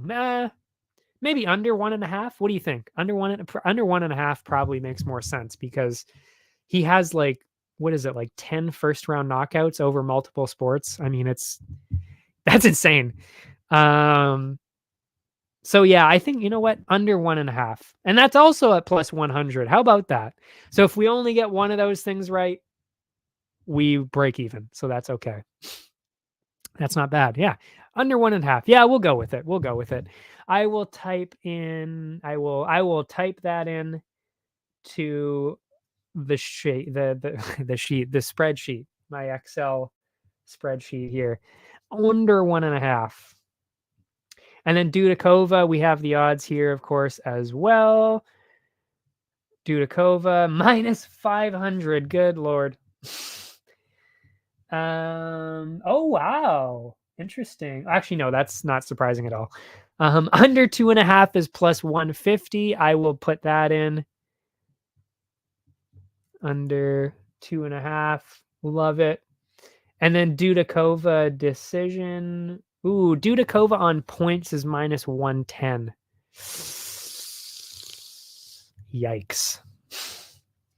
That's not ideal. We're running into this same problem that we had last week.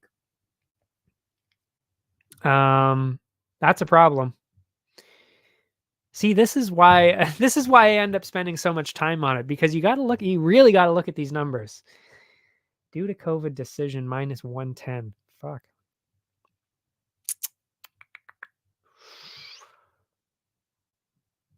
That would make sense, though. Yeah, that would make sense. Because that would lead to plus. I mean, you'd get 1.9 units back if you won that. But then the under doesn't cash in.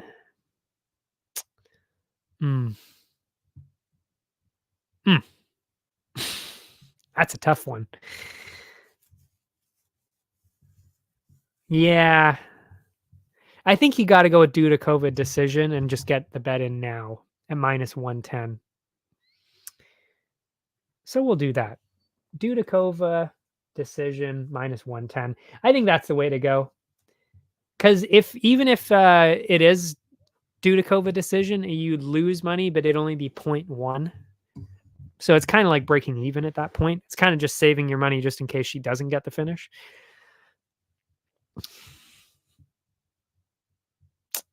Yeah, I think that's good. Next up, it is Wood and Naimov. And I already know, I think a lot of people are going to be surprised by the next 3 picks that I have, actually. This is one of those ones where it is a lot closer than people think. Because Wood is very, very good. I mean, we've seen it over and over again.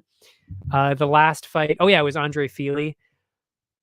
You know, I was a little bit worried. I said that last time when he fought. I was like, Fili's pretty big. He can get a knockout. I mean, he was fighting at lightweight before.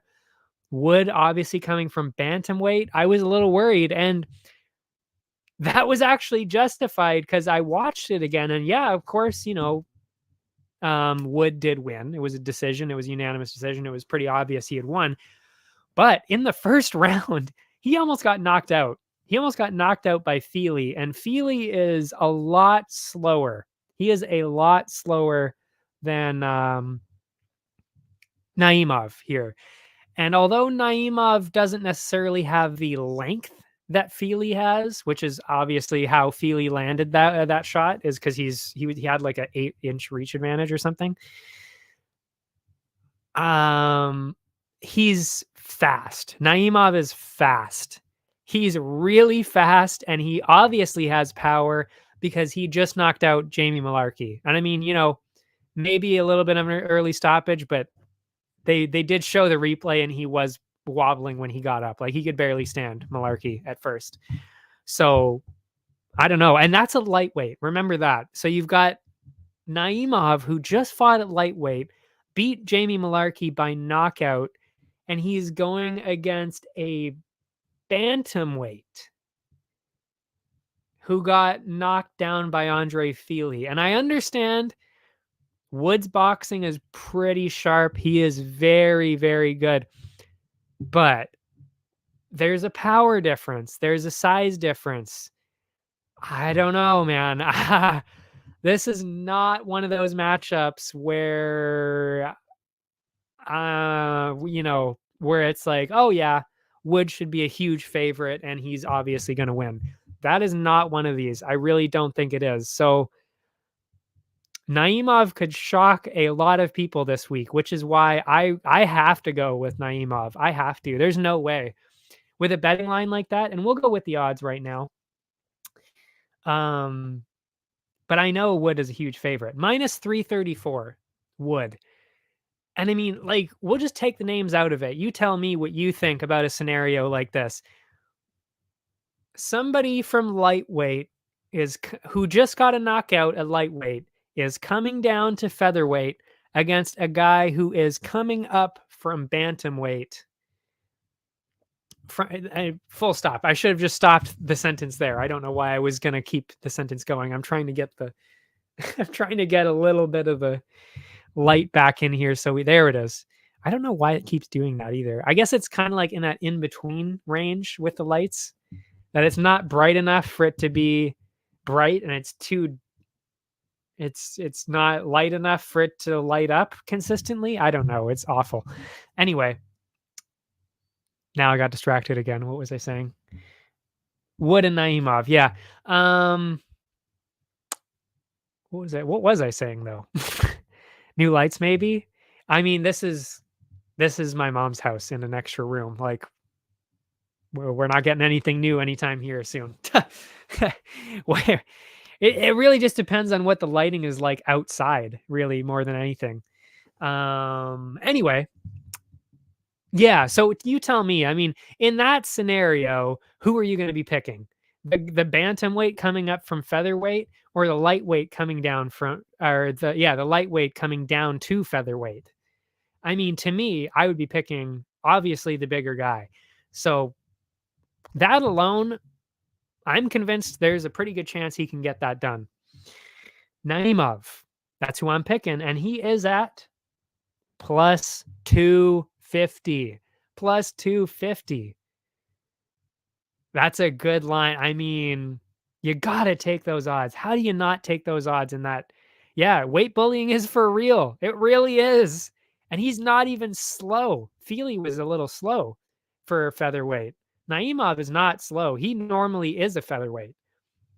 He was going up to lightweight because it was a last minute opportunity. That's the only reason he was there. And he still won. He still got a knockout. So yeah, weight bullying is real. The bullying is for real, folks. And in terms of that, you gotta go under 2.5 as well, especially based on what I just said. That weight difference, that's real. Like that is a real opportunity to get a real finish there for sure. So I got to go with the under 2.5, which is at plus 115 right now. So two pretty significant plus money. I mean, obviously the other one is more significant at plus 250, but I like both of those. So I'm liking that matchup. That could get us some real money there. And I will update my spreadsheet here too. That's under 2.5. That is the bet to make. And then moving on, I think people will be surprised by this too. It's Mike Breeden and Anshul Jubilee. We know what they're trying to do. They're trying to give Anshul Jubilee an easy win. I don't know if that's what they're going to achieve here, truly. I actually kind of think Breeden's going to win this one. I really do.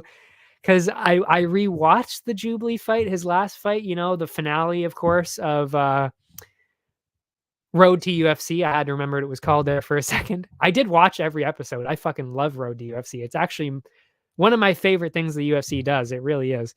Might be my favorite thing, actually, that they do. Outside of regular UFC, obviously. Anyway, he did not do that well. I mean, he struggled on the feet. Jeka Sadeghi, who, by the way, is also fighting soon. Jeka Sadeghi from Indonesia. He's going to be back soon, which is cool. I'm a fan. I like him. But Sadeghi's not a grappler.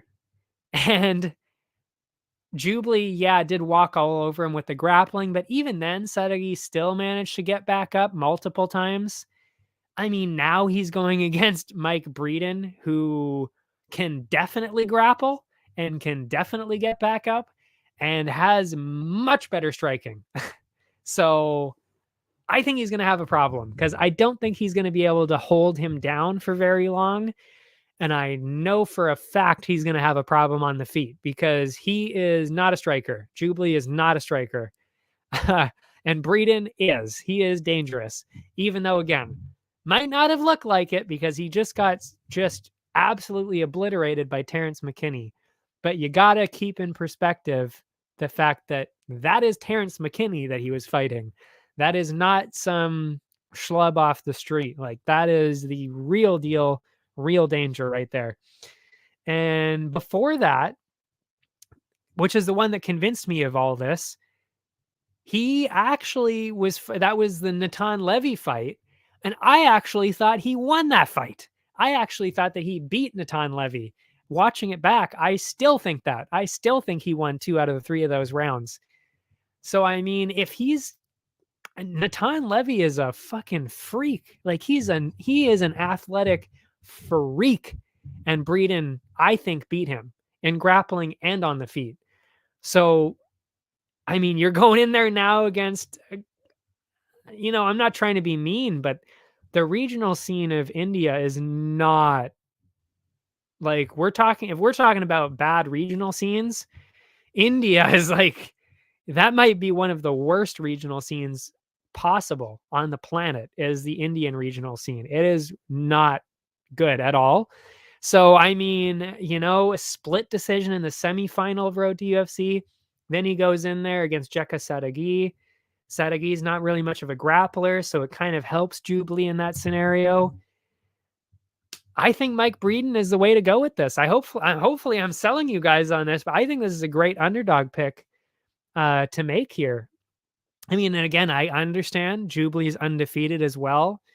he trains in the States now, so maybe he's gotten way better since his road to UFC fight. I'm willing to admit that. But I think Breeden is on the chopping block. He needs to get a win. This is a great opportunity for him. I really do. Yeah, Breeden for an upset. I think so. He might even be the top dog. He might be the top dog of the week there. I think he might be. So if we go towards the odds, he is at Jubilee is at minus 300 and Breeden is plus 225. And again, like I just want to take the names out of it for you again, and you tell me if this sounds reasonable in terms of the odds. Does it seem reasonable that somebody making their UFC debut from road to UFC and they never had the convincing win that the other road to UFC guys have, like Rinya Nakamura, that guy, that is a road to UFC guy that's like, holy shit, that guy is the real deal. That guy's dangerous. Jubilee has never had that moment, never had that at all.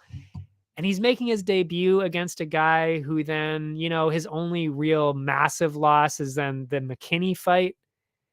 Minus 300. I don't know. Like, I don't know if I can really justify that because he's never Jubilee's never fought a true UFC fighter yet.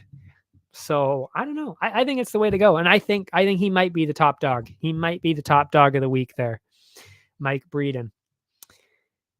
Oh, actually, no, that's right. I take that back because in the next matchup, we've got an even better top dog, an even feistier dog, let's say. I'm trying to think of words for dogs. I don't know. Descriptions of dogs. It is Abu Azaitar and Cedric Dumas. I mean, is there a less impressive person on the entire roster right now, really, than Cedric Dumas? I'm not trying to sound like an asshole, but like, I think he looks cool. He's got the look. But fuck me. I mean, like every single, he's only fought twice so far. And I'm like, this dude does not belong here at all. He is not good. The only reason he won that last fight was because it was Cody Brundage, and Cody Brundage didn't want to fight, I guess. I don't like, I mean, I think you saw that fight too. I think you were saying like, what the fuck was that? It was where like Brundage came in, guns blazing with like a takedown in the first 10 seconds, gets it. And it looks like, oh, okay, our Brundage pick is going to be good here. And then Dumas just kind of like, I don't know. Oh, that's right. What he did, because I remember I watched this last night. Brundage ends up pulling guard to go for a guillotine, has it a little bit locked in, and then obviously Dumas gets out of it because it's not even really a great attempt. And then Dumas spends the entire rest of the fight ground and pounding, like not even ground and pounding him, honestly, just controlling Brundage, throwing in an odd punch here and there, and that's it. And Brundage didn't do shit, just really didn't even seem to want to be there. Not even trying, like truly. It didn't even seem like he was trying to fight. And yeah, and Dumas still could not finish him. He couldn't finish him, couldn't do anything. It was sad. It was sad to watch. It really was. That was one of the worst fights I've ever seen. Brutal to watch. And I still can't believe Brundage was that bad in that fight. Because I still can't believe that. Yeah, I don't even have anything else to say. It was bad. No, it wasn't. He wasn't the one that was pulling really bad for submissions. No.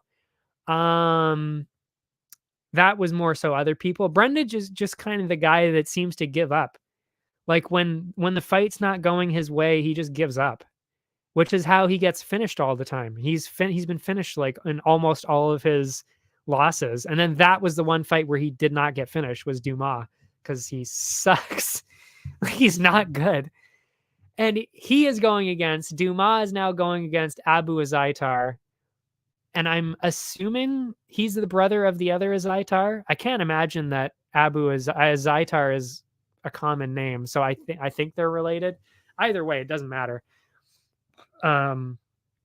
Yeah, he should be a huge favorite in this, but he's not, which gives us a huge opportunity picking him as the top dog. Because I watched it, and I mean, like, on paper, I totally get it. I totally understand where people are coming from. Abu Azaitar is 37. Dumas is like 29 or something like that. So I understand. And then we keep moving on, and it's like, okay, Abu Azaitar hasn't fought since 2021. Okay. And even before that, he hadn't fought since 2019. That's a long layoff. So those small things did make me hesitate a little bit. But again, Dumas is just so bad. He's so bad. And Abu Azaitar actually fights. He goes in there and fights. He is not the kind of guy like Brundage that just gives up. He will fight, and he has cardio all 3 rounds. He will fight from start to finish, no matter what. And he's got good grappling. So to me, based on what I saw, Dumas does not have great grappling, and he has very little cardio. So I think this is the perfect opportunity for Abu Azaitar to get in there and get a win. And I should say his last fight was against Marc-Andre Barriault, which is a pretty impressive guy to go against. I mean, that's not a name to sneeze at, especially in 2021. I mean, that's a big deal. Oh, interesting. This fight was supposed to happen 8 months ago. I didn't know that. I just noticed that this matchup, Dumas and Abu Azaitar, was actually canceled in March. I did not know that. So Abu Azaitar was actually training for Dumas in March. How about that? Well, that makes us even more. That makes me actually think even more so that Abu Azaitar is going to win this, because he was already training for this guy. Probably already knows, like, this guy is not great. So that's very interesting. That is very interesting. And Dumas will have basically no tape on Abu Azaitar because he hasn't fought in so long. That's interesting. That helps us. Towards the odds, it is plus 200 for Abu Azaitar. Another great betting line for us. And mathematically, by the way, I just want to point out the fact that we only need one of these 3 guys to cash in. If one of those underdogs cashes in, we make profit out of all 3. That's why I like this style of kind of betting so much, is because if you really work it out well and like you get an underdog here and there, it makes up for all the losses for sure, easily. And this is definitely one of those. I mean, plus 200, plus 225, and plus 250. If one of those cashes in, you got profit. Love it. And I think all those are pretty reasonable. I mean, which out of those 3 doesn't sound reasonable at all? Like, that's why I think these betting lines are just astronomical. Like, they are just out of control right now. I don't think any of these people deserve to be minus 300 favorites.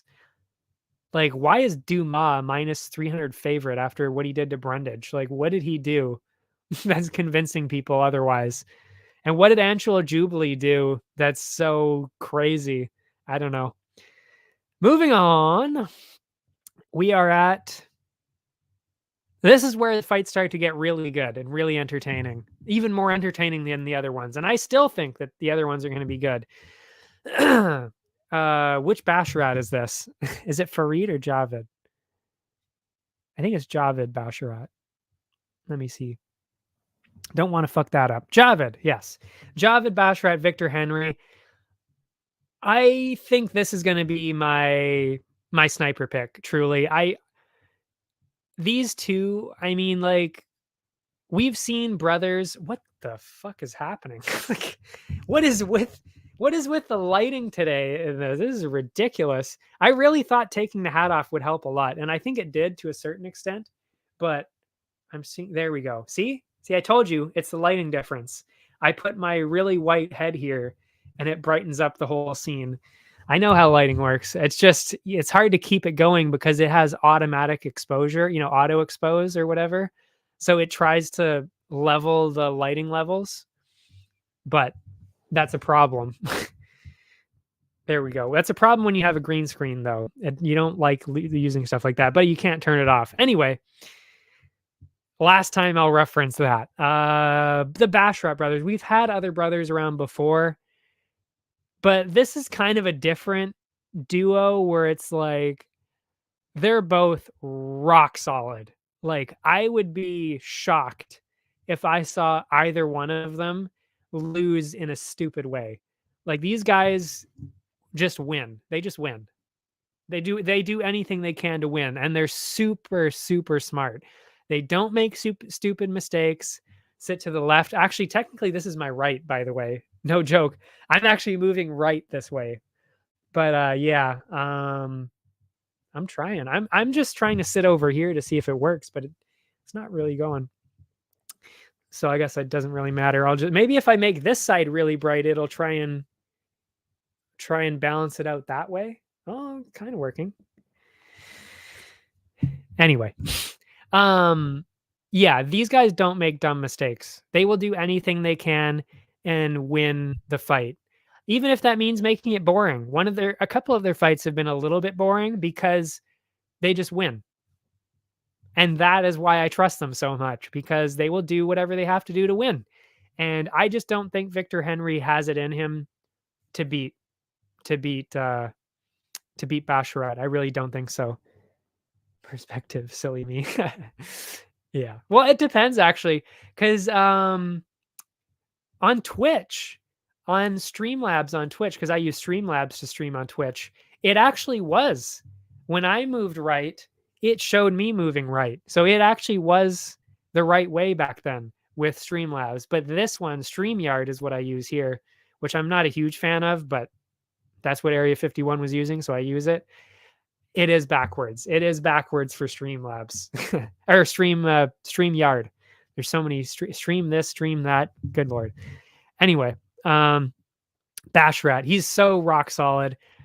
He's got to be the sniper pick, I would say. I mean, again, I've already looked through the whole card. There's a couple that I want to watch a bit more tape on, like the main event. Actually, I want to watch tape on, and the co-main. And then I didn't get to watch Saeed and Gafarov. I just know I'm going to be picking Saeed by decision, I'm sure. But those are the only three matchups I didn't watch tape for yet. So I don't think I'll be changing my mind on who the sniper pick is. I think it's going to be Bashrat. I just trust them so much. They are so rock solid. I have to trust them that they're going to win. They're too good, especially against Henry. So I'm going, and because of that, he doesn't really have any finishes, and Henry hasn't really been finished either. So this actually is kind of like one of the women's fights, really, which is like decision. I've got to go Bashrat decision. I don't think he's going to get a finish. I don't think Henry is capable of getting a finish. So I got to go decision, Bashrat decision. That's how we're bringing the odds down. And right now, that would bring us to... Wow, well, that's good. Minus 138. Yeah, minus 138. That's fantastic, because Bashrat is sitting at minus 550. Minus 550. And just by taking the decision, which is actually the most likely outcome, we brought that down to minus 138. So I really like that. No other bets. We're locking that in right now. Minus 138. That is not changing. That is it for that. Then we've got one of the most chaotic fights on the card. It's always going to be chaotic with Trevor Peek. I cannot wait for this. Oh my God. I watched Trevor Peek's last fight, Chepe Mariscal, last night. I was losing it. I mean, he genuinely might be the most exciting person on the entire roster. And I mean, that really does include like Gaethje, Fiziev, Chimaev even. There's just something about a guy like Peek just throwing like hammer fist, like what is that? And a back like a I don't even know what these are. He's just throwing random shit in there. And it's the most entertaining stuff. And not only is he throwing it, he's landing it.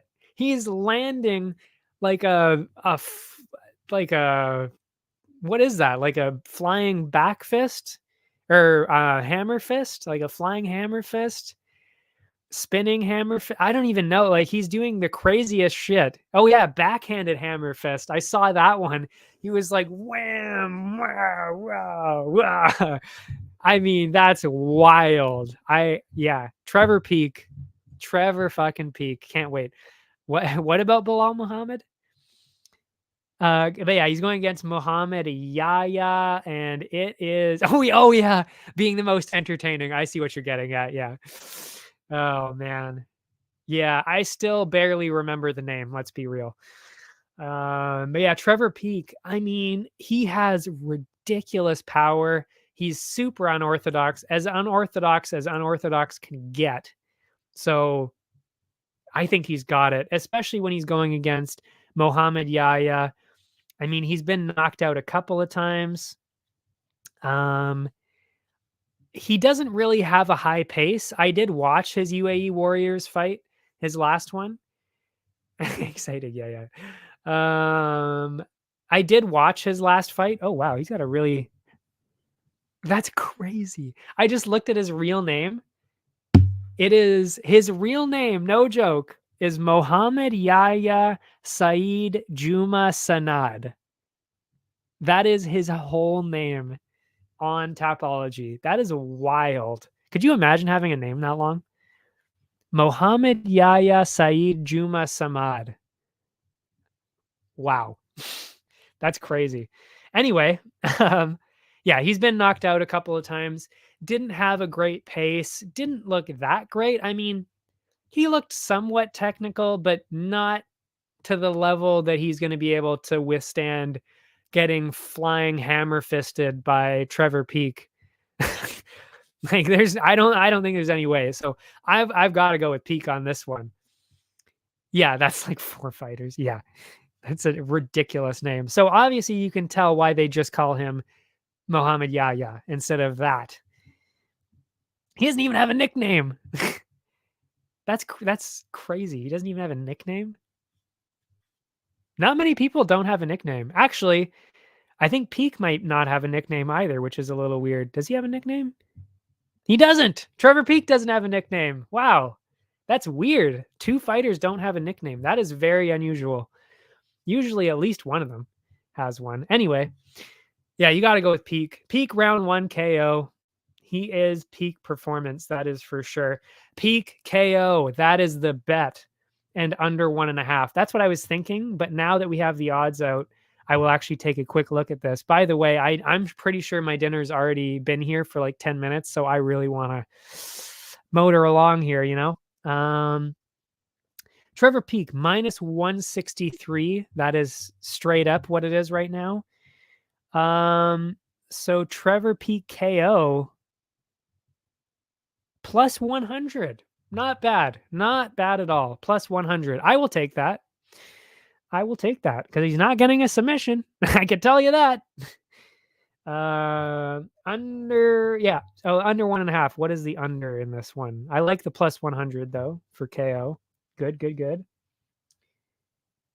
Oh, you know what? I'll go with the over 1.5 because we saw it in the last fight. Maybe Yahya is a lot tougher than I saw. That's definitely plausible, and it is at plus money. Over 1.5 is plus 100. I like that a little bit more, just because it's plus money. And we did just see him go to a decision, so it's not crazy to think that he could do it. So I'll do that. I will do. Whoop! What the hell's going on here? Something's going weird in my spreadsheet. Over 1.5 plus 100. I like it. So both plus money. We could cash in there. We could actually double cash in. He could get a late second round KO. He could get a third round KO. He's got power all day. Love it. Absolutely love that. Moving on. It is Tim Elliott and Muhammad Mokaev. I saw some posts on Tapology that almost made me doubt myself and doubt Mokaev, but I don't know. I mean, even when I watch the tape and on paper, everything just screams Muhammad Mokaev.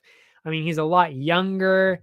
The style fits him better. I mean, he can strike. Elliot, not a, I mean, he can strike too, but it's again obviously more of an awkward striking. That is his nickname as well. And the grappling obviously favors Mokaev in any fight that he's ever in. So I just don't really see where Elliot can win this, because Elliot wins his fights usually with grappling. He's not going to win this fight with grappling. I mean, I would even actually suspect that Mokaev is going to be able to actually maybe even submit him, possibly. It could be a decision, could be a submission. I'd be surprised at a knockout. So yeah, that's kind of where I'm going with it. I'm leaning towards probably a Mokaev decision for the main bet, and then the under 2.5 to balance it out here. We'll see though. Let's see what Betway has for us. Mokaev minus 450 as expected, pretty high. So we got to lower those down. Under 2.5 is 150 right now. So we will definitely be doing the under 2.5. That is for sure. And Mohamed Mokaev. Oh, that's beautiful. 110. I mean, like, really? Mokaev by decision is plus 110. That's insane. That's actually really weird now that I'm thinking about it. Because, like, odds wise, doesn't that seem weird? Mokaev decision is plus 110, but then under 2.5, which is the other way that he would win, is also plus money. Seems weird. It does, like, that does happen sometimes on these betting lines, and it does weird me out. I feel like I'm almost cheating, because it's like I feel like one of those is going to cash in. I don't know. Anyway, that's what I've got for that one. Yeah, to me it's all about the grappling. And I mean, Mokaev is like he's like 27, he's like 25, 27 or something like that. He's so good. He's not going to he's not going to get submitted by Elliot. I'd be pretty surprised if Elliot even managed to control top position with him. Yeah, it is a weird card overall. Sure. Yeah, it's not the best card of the year or anything like that. But yeah, anyway, moving on. Next up, oh yeah, this is the one that I didn't watch the tape, so maybe I'll be switching my bets here, but I think I'll be sticking to Saeed Nurmagomedov by decision. I mean, Gafarov, we haven't really seen him. He doesn't look like an elite, what is it, featherweight, bantamweight? What's he at? He doesn't seem like a top 15 kind of guy, whereas Saeed, I mean, he's Saeed. Like, he's pretty fucking good. Easily top 15, probably even top 10, I would say. So I just don't really, I think it's kind of one of those mismatches that it's just like, you know what? They probably wanted a fight for Saeed.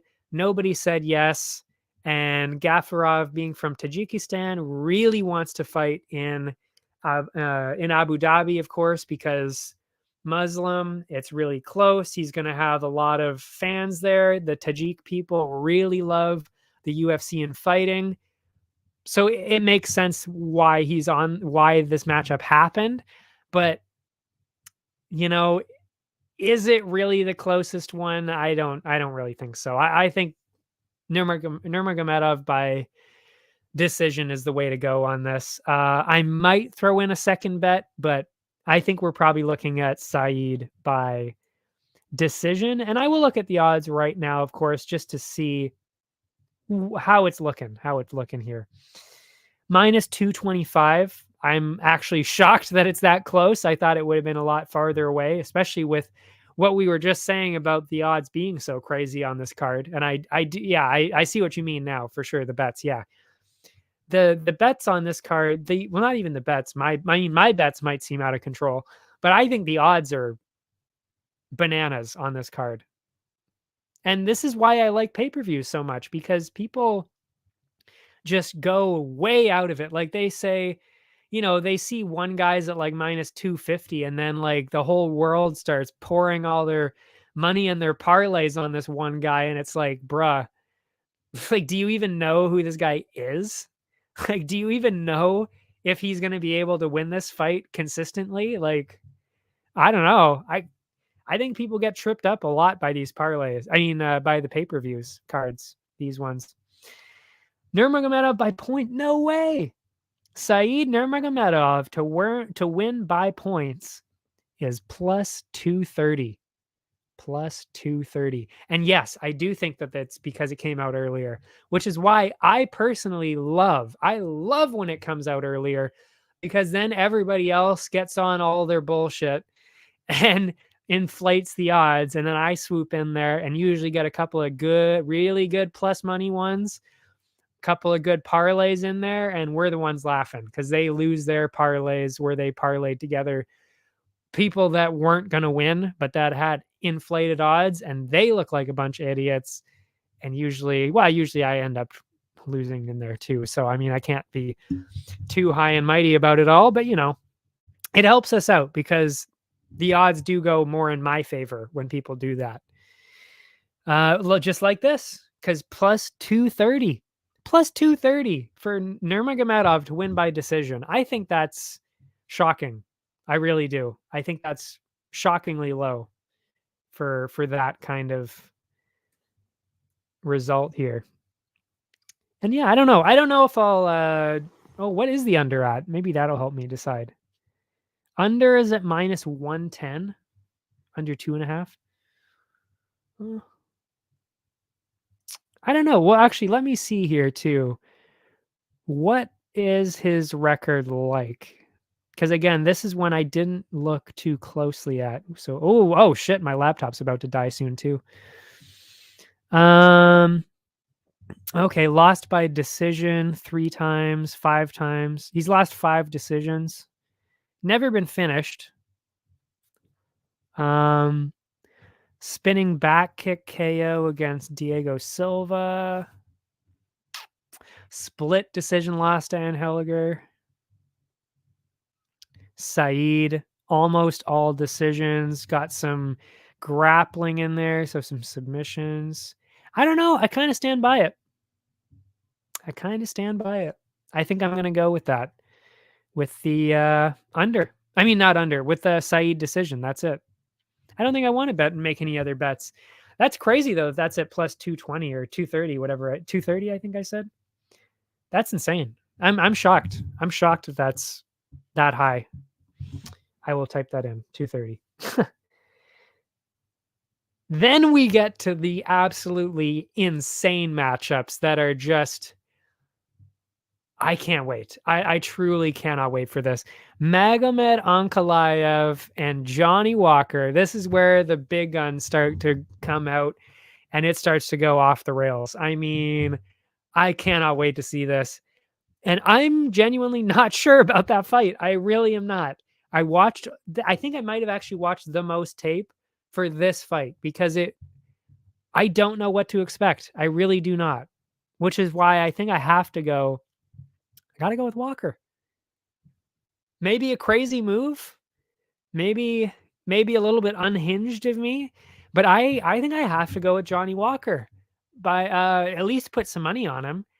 Because, I mean, if you think about it, like I said about the leg kicks is what really threw me for a loop when I watched it again, where I was like, man, Johnny Walker has really good leg kicks too. He's also really aggressive, really powerful. He's got a ground game too. I mean, and Magomed Ankalaev, he went to a draw with Jan Blachowicz. Blachowicz kicked the shit out of his legs. I mean, he almost got a leg kick TKO. He really should have probably gotten a leg kick KO. No joke. Walker can do that too. And he didn't necessarily have the pace. So if Walker comes in with some pace, he could do it. He could get the upset. He could get the upset. So that's, I don't know, that's where I'm going with it. But I will balance it out though with an Ankalaev bet, because that's really how 50-50 I am on this. And that is what I was mentioning earlier in the stream, which is like, I think this is kind of, for some of the matchups, this is how you have to balance it out. You have to actually bet on both people, but balance it out with their normal method of victory, let's say. And I think I got to balance it out with the Ankalaev decision. I almost went KO. And I'm still considering it. Ooh. But yeah, I don't know. Now I'm rethinking it. I'm not sure. Let's look at the odds. Maybe that'll help me decide here. Because, and I'm only saying that because Johnny Walker was knocked out by Jamal Hill. He was knocked out by somebody else as well recently. So, I mean, he has been knocked out and he does get hit. Ankalaev hits everybody. I mean, he is very precise, very accurate. So maybe I should be balancing it out with Ankalaev KO more than anything.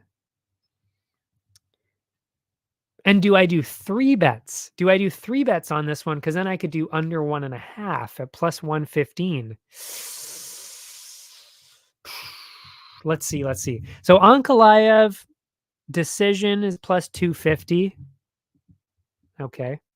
Walker, Walker in general is plus 250. So I'm not going to get specific with Walker, but yeah. Oh, 100%. Oh, yeah. Ankalaev will have to fight another contender, win or lose, to get the title shot. Yeah. I don't think that's even a question. Yeah. I mean, like, and just look at who's coming up in light heavyweight. I mean, I think you're actually looking at the next title shot, title contender in Brazil, Gelton Almeida. He runs straight through Gelton Almeida like he runs straight through Derek Lewis like he's running through everybody else.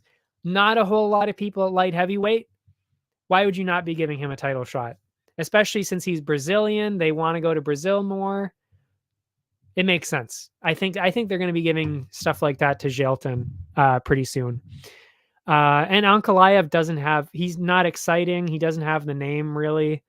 So yeah, no, Ankalaev has got some work to do to get back to there. That's for sure. Oh, and of course, my God. I mean, look no further than Alex Pereira. I mean, holy shit. I mean, how is he not going to get it? I mean, my God. You got, oh yeah, what is it again? It's Yuri and, what is the fight? Fuck. It's Yuri and, who's Yuri fighting? Is that the Pereira fight? He's fighting Pereira, right? Yeah, no, he's fighting Pereira. Right, okay, so yeah, that's the title shot. Oh yeah, okay. I mixed up my title fights there. For some reason I thought, oh yeah, Jan's getting it, but I was like, wait, no, he lost to Pereira. Right. Got a little bit mixed up there. I'm really getting really hungry now. Oh man. But anyway, yeah, Ankalaev just doesn't have any hype behind him at all. So it'll probably be, and again, you got to think too, Gelton Almeida just before the title fight between Yuri and Poatan. I forgot his name there for a second.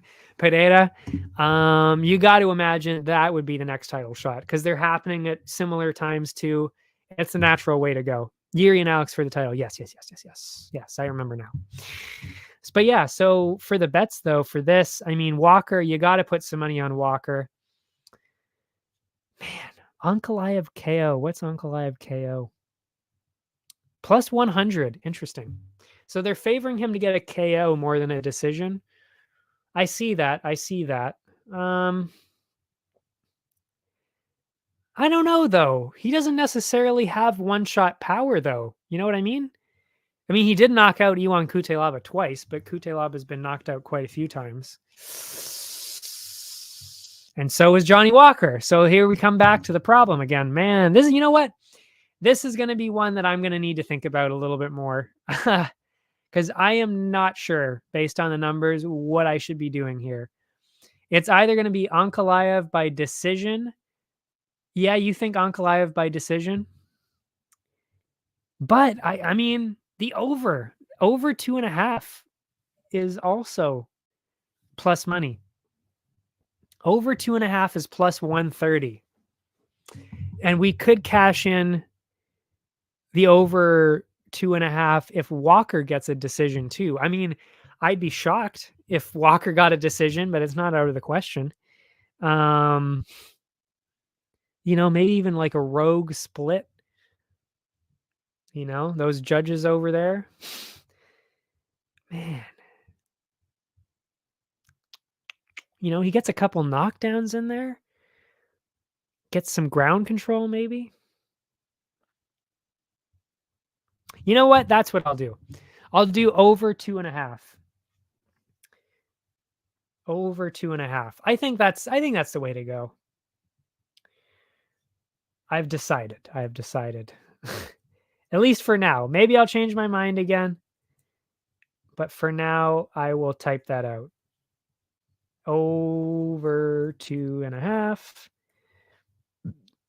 Had to type that out. Now we're up to the big ones, and this I can just rip through because we talked about both of these already. And I mean, I didn't watch the tape on either one of them yet either. So basically, my opinion hasn't changed in the last week. I think that Chimaev is going to go in there and rip straight through Usman in the first round. I still think that. And guess what? I think that even more now after what you referenced earlier, which is Usman, like what, blowing his knee out at open workouts or some shit? Like, is that what happened? Usman flying knee? Good Lord. Yeah, no. You're not going to be catching Chimaev with any bullshit. That he's not the kind of guy to do that against. But yeah, I mean, especially after that, I mean, really, like, I thought he was going to get a first round sub going into this week. Now that I saw that, it's like, you're telling me Chimaev isn't going to go in there, run straight at him, and probably actually go for like a leg lock or some shit? Like, nah, that's not going to be a good. It's not going to be. If you're an Usman fan, don't watch.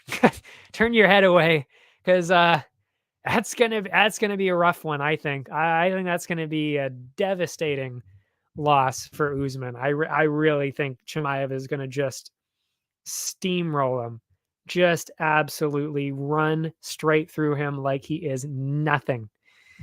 Yeah, he said it popped to Justin during workout, but he's saying he wouldn't say that ever. Yeah, sure. I mean, he tried to. It's funny because he tried to keep Colby's shtick going for him too. He's not. It's also funny because he was in Black Panther too, but he's not a great actor, is what I was getting at.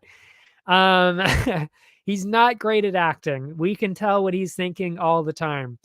I could tell that he, I mean, we knew the Colby shtick was falling apart when Colby was congratulating Usman and Usman was actually being nice about it. So clearly the Colby shtick is bullshit.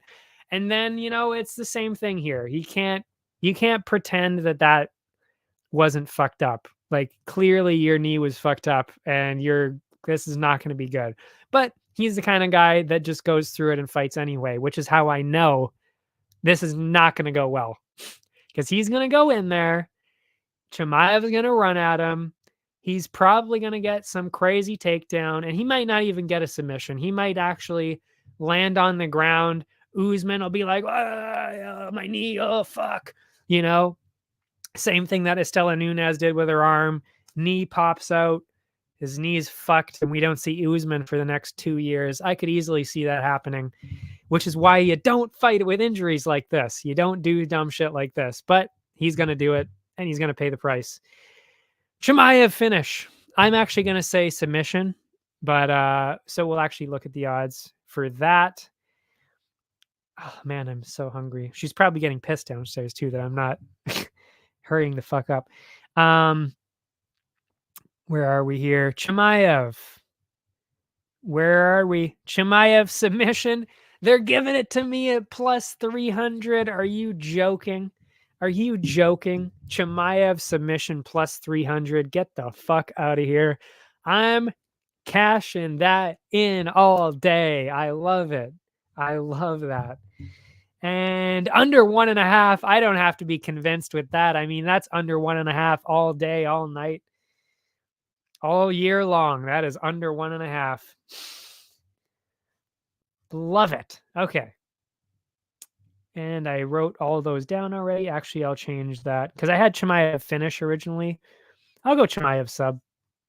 I don't think he's going to go for a knockout. I'd be a little surprised. Even ground and pound, I don't think so.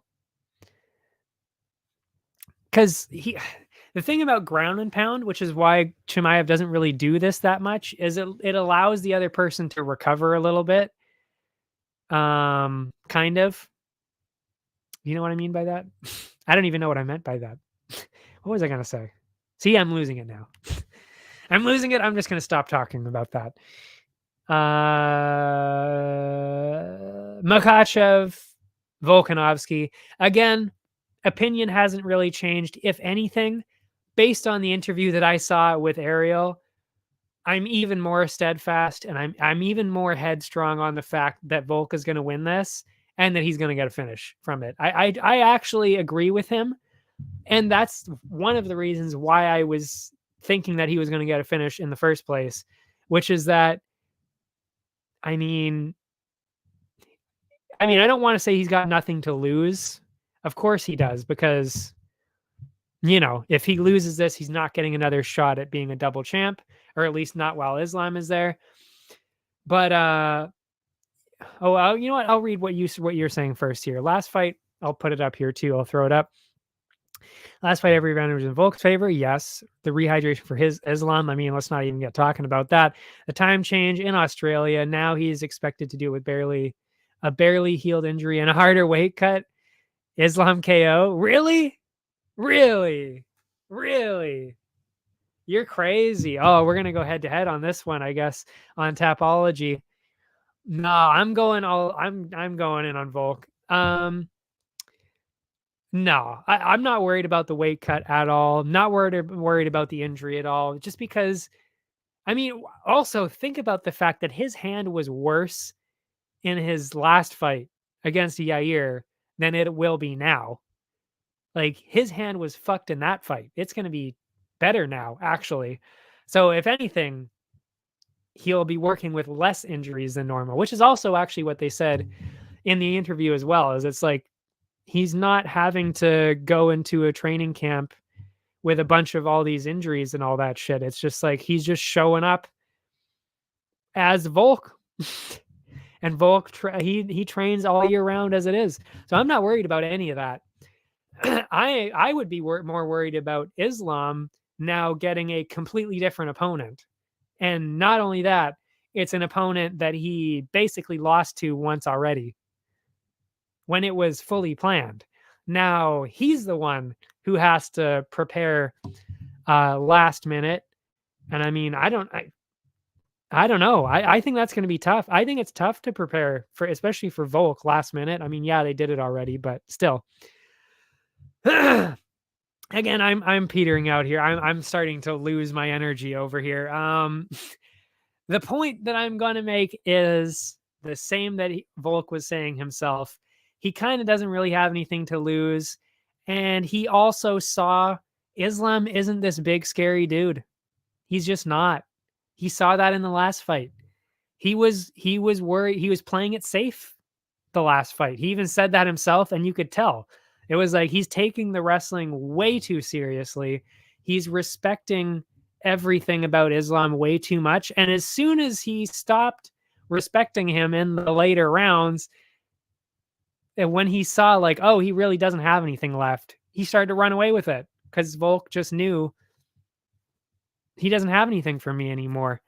So I honestly think Volk is going to go in there knowing that Islam isn't as, you know, this mythical beast that everybody makes him out to be.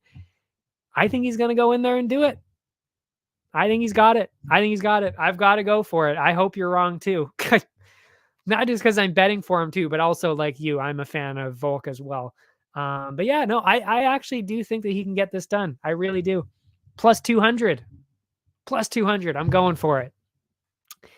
The over-under, though, I think there's a pretty clear way to go with it, even based on what you said, this is very last minute. Islam was expecting to get a fight here, and he was expecting to fight Charles, who, I mean, Charles is pretty fucking dangerous. So he was already expecting some crazy shit. So I wouldn't be surprised if Islam went harder for a finish here too. But I don't know. You know what? I don't know. I don't know if he is. Because correct me if I'm wrong, and maybe you'll change your pick after this. Don't you think that Islam, being the way that all of the Dagestanis are, don't you think he would maybe want to take it safe and go for a decision and just really make it safe that he is going to win for sure? You know what I mean? So you'd think he would actually maybe be taking it safe, going for a decision. So I actually don't think that he would be getting a finish, because I think he kind of, last minute opponent. We don't know what Volk is going to do. Volk is going to probably go crazy here. So maybe let's take it easy. So I actually think Islam is going to go the other direction. I think he's going to take it very easy and make sure he wins. I think that's the way he's going to go with it. I don't know what you think about that, but that's kind of the way that I'm thinking about the way that these Dagestanis think. Again, psychology. I think that's the way that they think, and that's how they're going to go into this. Because I don't think he's going to want to try and be like, yeah, I'll prove I'm pound for pound by knocking out Volk or submitting Volk or something. I don't know. I think he's going to be really taking it safe. But again, why did he hit Volk like that? Is that because Islam is a better striker than Max Holloway? It's like, no, it's because Volk didn't take him seriously, and he allowed himself to get hit because he wasn't taking the striking seriously. And you saw, as soon as he started like, oh, okay, he's actually hitting me now, I'll take this seriously. He didn't really hit him clean after that. That kind of just was shut down immediately after that. So, I mean, I think it was pretty obvious what was happening there too. I don't know. So I hope I'm at least convincing you to rethink the Islam finish at least. I mean, I would at least put Islam decision or something.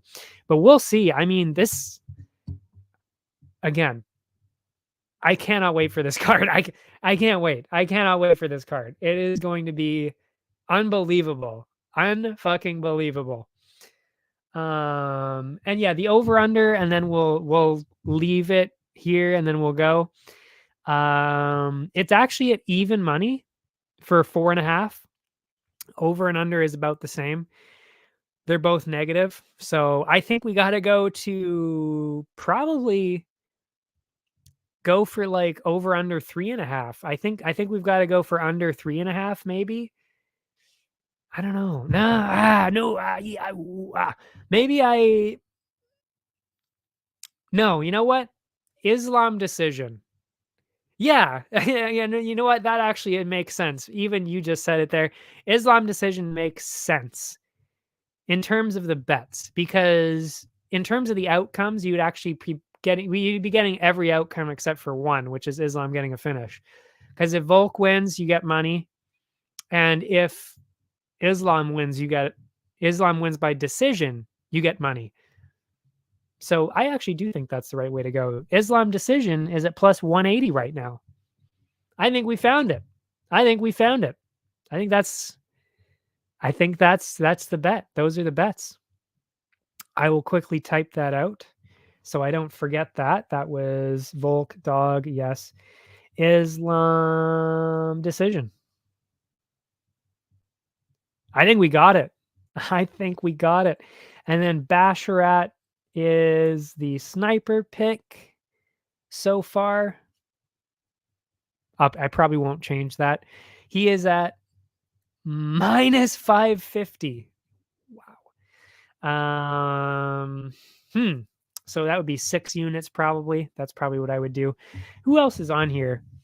Because I didn't actually mention how out of control these odds actually are.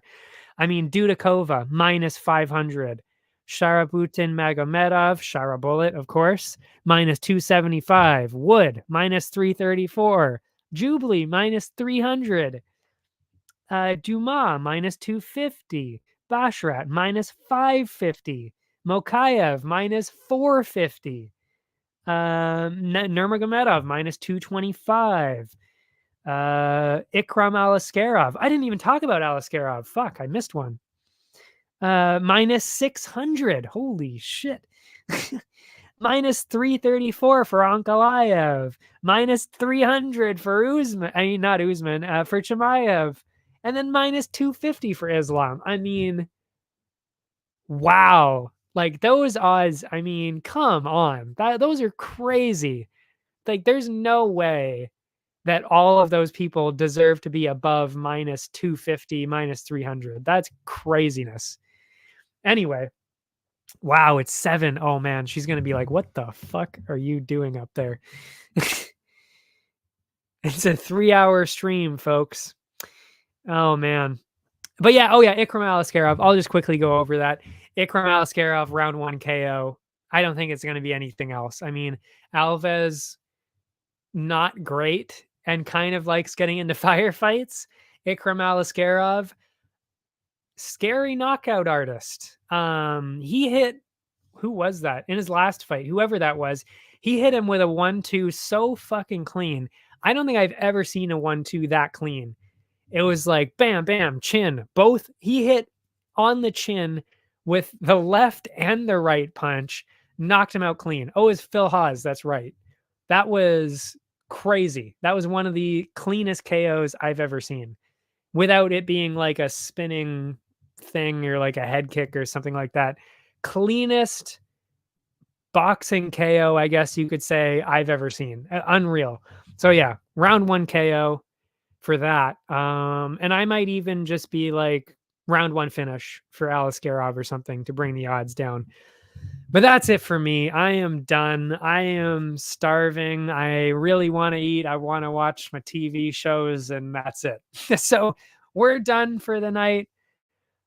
I feel really good about the picks. I really, really do. I feel good about some of those underdogs. I mean, they're at plus 200 something. I'm sure we can get 1 or 2 of those to cash in. So I will see you after the craziness, that is this Saturday. Cannot wait. I will have fun watching those fights. I hope you do too. And get better, of course, with the COVID and all that. Yeah, that's it.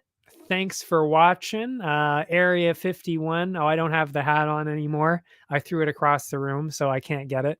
And if you want to see the odds and, of course, our posts, the posts that we make and everything, R&R being the we in that situation. Instagram, Twitter, they're going to be there this week for sure. Feeling good about it. I'm feeling good about the picks. I'm feeling good about the parlays. Let's fucking go. I will see you next week.